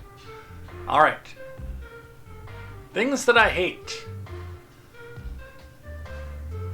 Pop star who has no idea of what's going on in actual society is big mad that ICE used her song in deportation video. White House claps back. Everybody is an asshole in this situation. Sabrina Carpenter for not thinking that, especially with being a popular song, her song is in fair use. We've been having this argument since the beginning of the Trump administration. And then, of course, the White House and ICE coming back and being dicks about it on the other end of it, instead of just saying, hey, okay, can we work something back out of here? You are the government. You are supposed to take the better position off of this. Singer Sabrina Carpenter is not happy her song Juno is being used by the Trump admin in a video highlighting illegal immigrants being deported.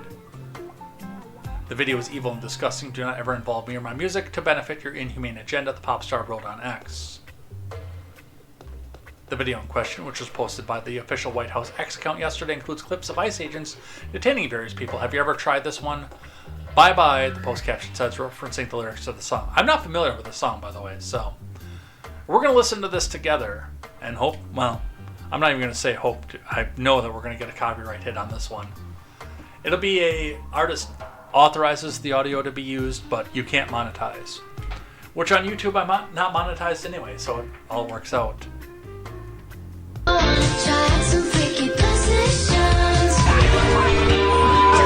you ever tried this one? Have you ever tried this one? Have you ever tried this one? I know you want my touch for love. I've never even heard that song. Not long after Carpenter's meltdown, the White House clapped back, doubling down on the original sentiment. Here's a short and sweet message for Sabrina Carpenter. We won't apologize for deporting dangerous criminals and illegal murderers, rapists, pedophiles from our country, the reply said. Anyone who would defend these sick monsters must be stupid, or is it slow? The response went on, referring to another one of the singer's hit songs. So, and yeah, this has been an ongoing argument since the beginning of the Trump admin. And realistically, a lot of these artists should have a claim to say, hey, you're not allowed to go back and use this. But the problem is that while chasing the almighty dollar, they turn around and go back and sell it to the highest bidder who distributes it and doesn't have the same such restrictions as the artists do. So they've lost all the rights to their music, and they can't really actually do anything about it except complain. Other couple things that I hate. Well, last thing that I hate, actually. Travis Kelce insists he and Taylor Swift never argue as he gets marriage advice from George Clooney. There is so much wrong in just this headline. Kelce's latest podcast confession is sweeter than fiction. The athlete insisted he and Taylor Swift never argue as he chatted with George Clooney on Wednesday's New Heights episode. The Chiefs player asked the actor whether he stood by his recent statement that he and wife Amal Clooney, and there goes my headphones, have never gotten a fight in 10 years. Might have to cut this early.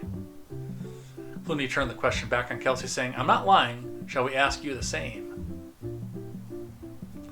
Okay. Being now in what I consider to be a healthy relationship for one of the first times in my life, if you have never argued, then you are headed straight for a lot of really, really, really, really, really big problems. And I'm not advocating for you to argue, but you're either holding a lot of stuff back or you're just not spending time with each other. As you come in and start to adjust and grow into each other, yes, there's going to be a lot of friction off of this because you are two individual people. To come back and say that you never argue, I'm going to call bullshit on this one. And I have been in a very long-term relationship where there was never an argument. And you know what it turned into in the end? Anger, resentment, and a lot of unresolved issues that led to irreconcilable differences. Arguing, and yes, even at some point fighting, is healthy in a relationship. You have different views on things as you come into things, and if you can't defend them, then what's stopping you from just becoming a pawn of the other person? You should be able to defend your positions and beliefs. And yes, you should learn to compromise as well. So, and I think this is honestly giving a major amount of bad advice to Gen Z, who is now, because their messiah Taylor Swift has said go out and be a single cat lady anymore, are now going to be coming out and attempting to get into these healthy relationships and looking at them saying, well, if I start a fight, then it's not going to be a healthy relationship because Travis and Taylor said so. Yeah, everything in this is just wrong. Alright, let's do a couple things that I like. The Babylon Bee strikes again. No, this is not real. This is satire. But it's funny satire. With the Somalian argument in question, Minnesota Vikings changed name to Minnesota Somali Pirates. I believe the horn is going to be different off this one. We'll look briefly into this one in a move intended to better reflect the state's modern demographics and generate more interest in the team from the populace. The Vikings announced that they were changing their name to the Minnesota Somali Pirates. Though the franchise had built a proud tradition since joining the NFL in '61, the team ownership reportedly decided that updating the team's name, logo, and mascot could lead to an increase in fan interest among Minnesota's growing Somali migrant population. It's the Bee. It's so satirical and so well done that you actually believe that it might be able to be real. Wes Fanning says Vanilla Ice is pretty good at flipping houses. Nice. Not arguing means it's a fatuous relationship. I might have to go and look up that term.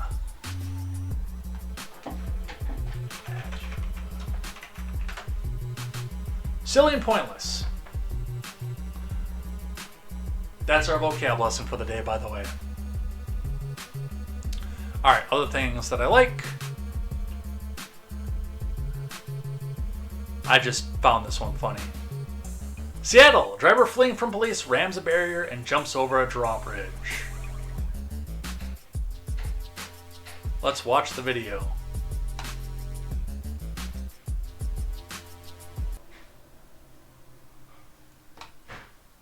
Arizona University Bridge, northbound bridge look.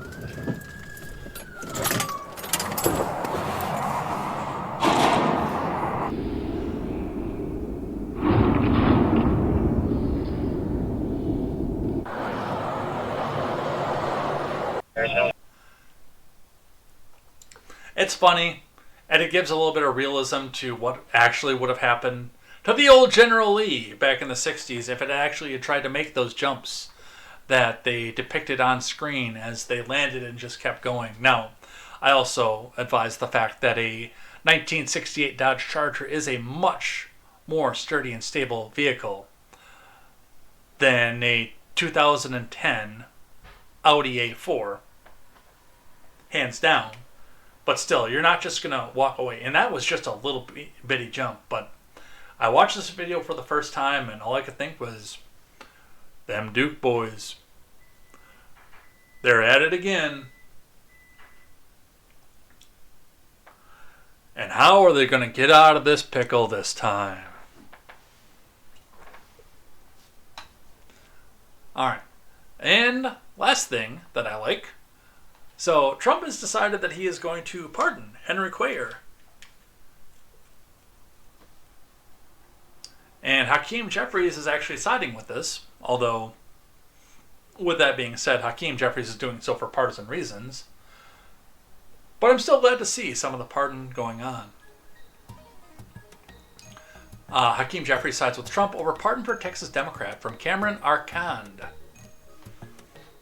Hakeem Jeffries agreed with Trump's decision to pardon Representative Henry Cuellar on bribery, money laundering, and foreign influence charges from the Biden-era Justice Department in 2024. Listen, the reality is that this indictment was very thin to begin with. In my view, these charges were eventually going to be dismissed, if not at trial, court level by the Supreme Court. As they've repeatedly done in instances just like this. Jeffrey said on CNN's Situation Room on Wednesday, adding that Cuellar is a beloved member of the chamber. He further added, I don't know why the president decided to do this. I think the outcome was exactly the right outcome. There is a point to reach across for partisan reasons. There is a point where you're just going too far and it's very, very much a partisan witch hunt. And I'm very glad to see. I'm also very unhappy to see the fact that we are offline again right now. So we're going to have to figure out what's actually causing all this. But regardless, as I continue to talk out of the end of this here, I'm very, very glad to see that all of this is working. People are looking past the situations where all of the... I'm going to be completely honest with everything. There is a lot of political marksmanship. People taking aim at each other based on political lines and potential political positions. I don't know if Henry Cuellar did what he was accused of doing, or if it's just that he got caught and everybody else was doing so, but there is reason to reach across the aisle. And I know that you're not going to see a lot of report on this in a lot of other mainstream media because of the fact that it doesn't fit the narrative. President Trump is pardoning somebody who is both a Democrat and brown, who shouldn't have been convicted or indicted in the first place, but it just doesn't fit the story that they're trying to tell. And with that, we're done. We're out of here. That's the end. It's over. So let's throw some outro music up and let's head out.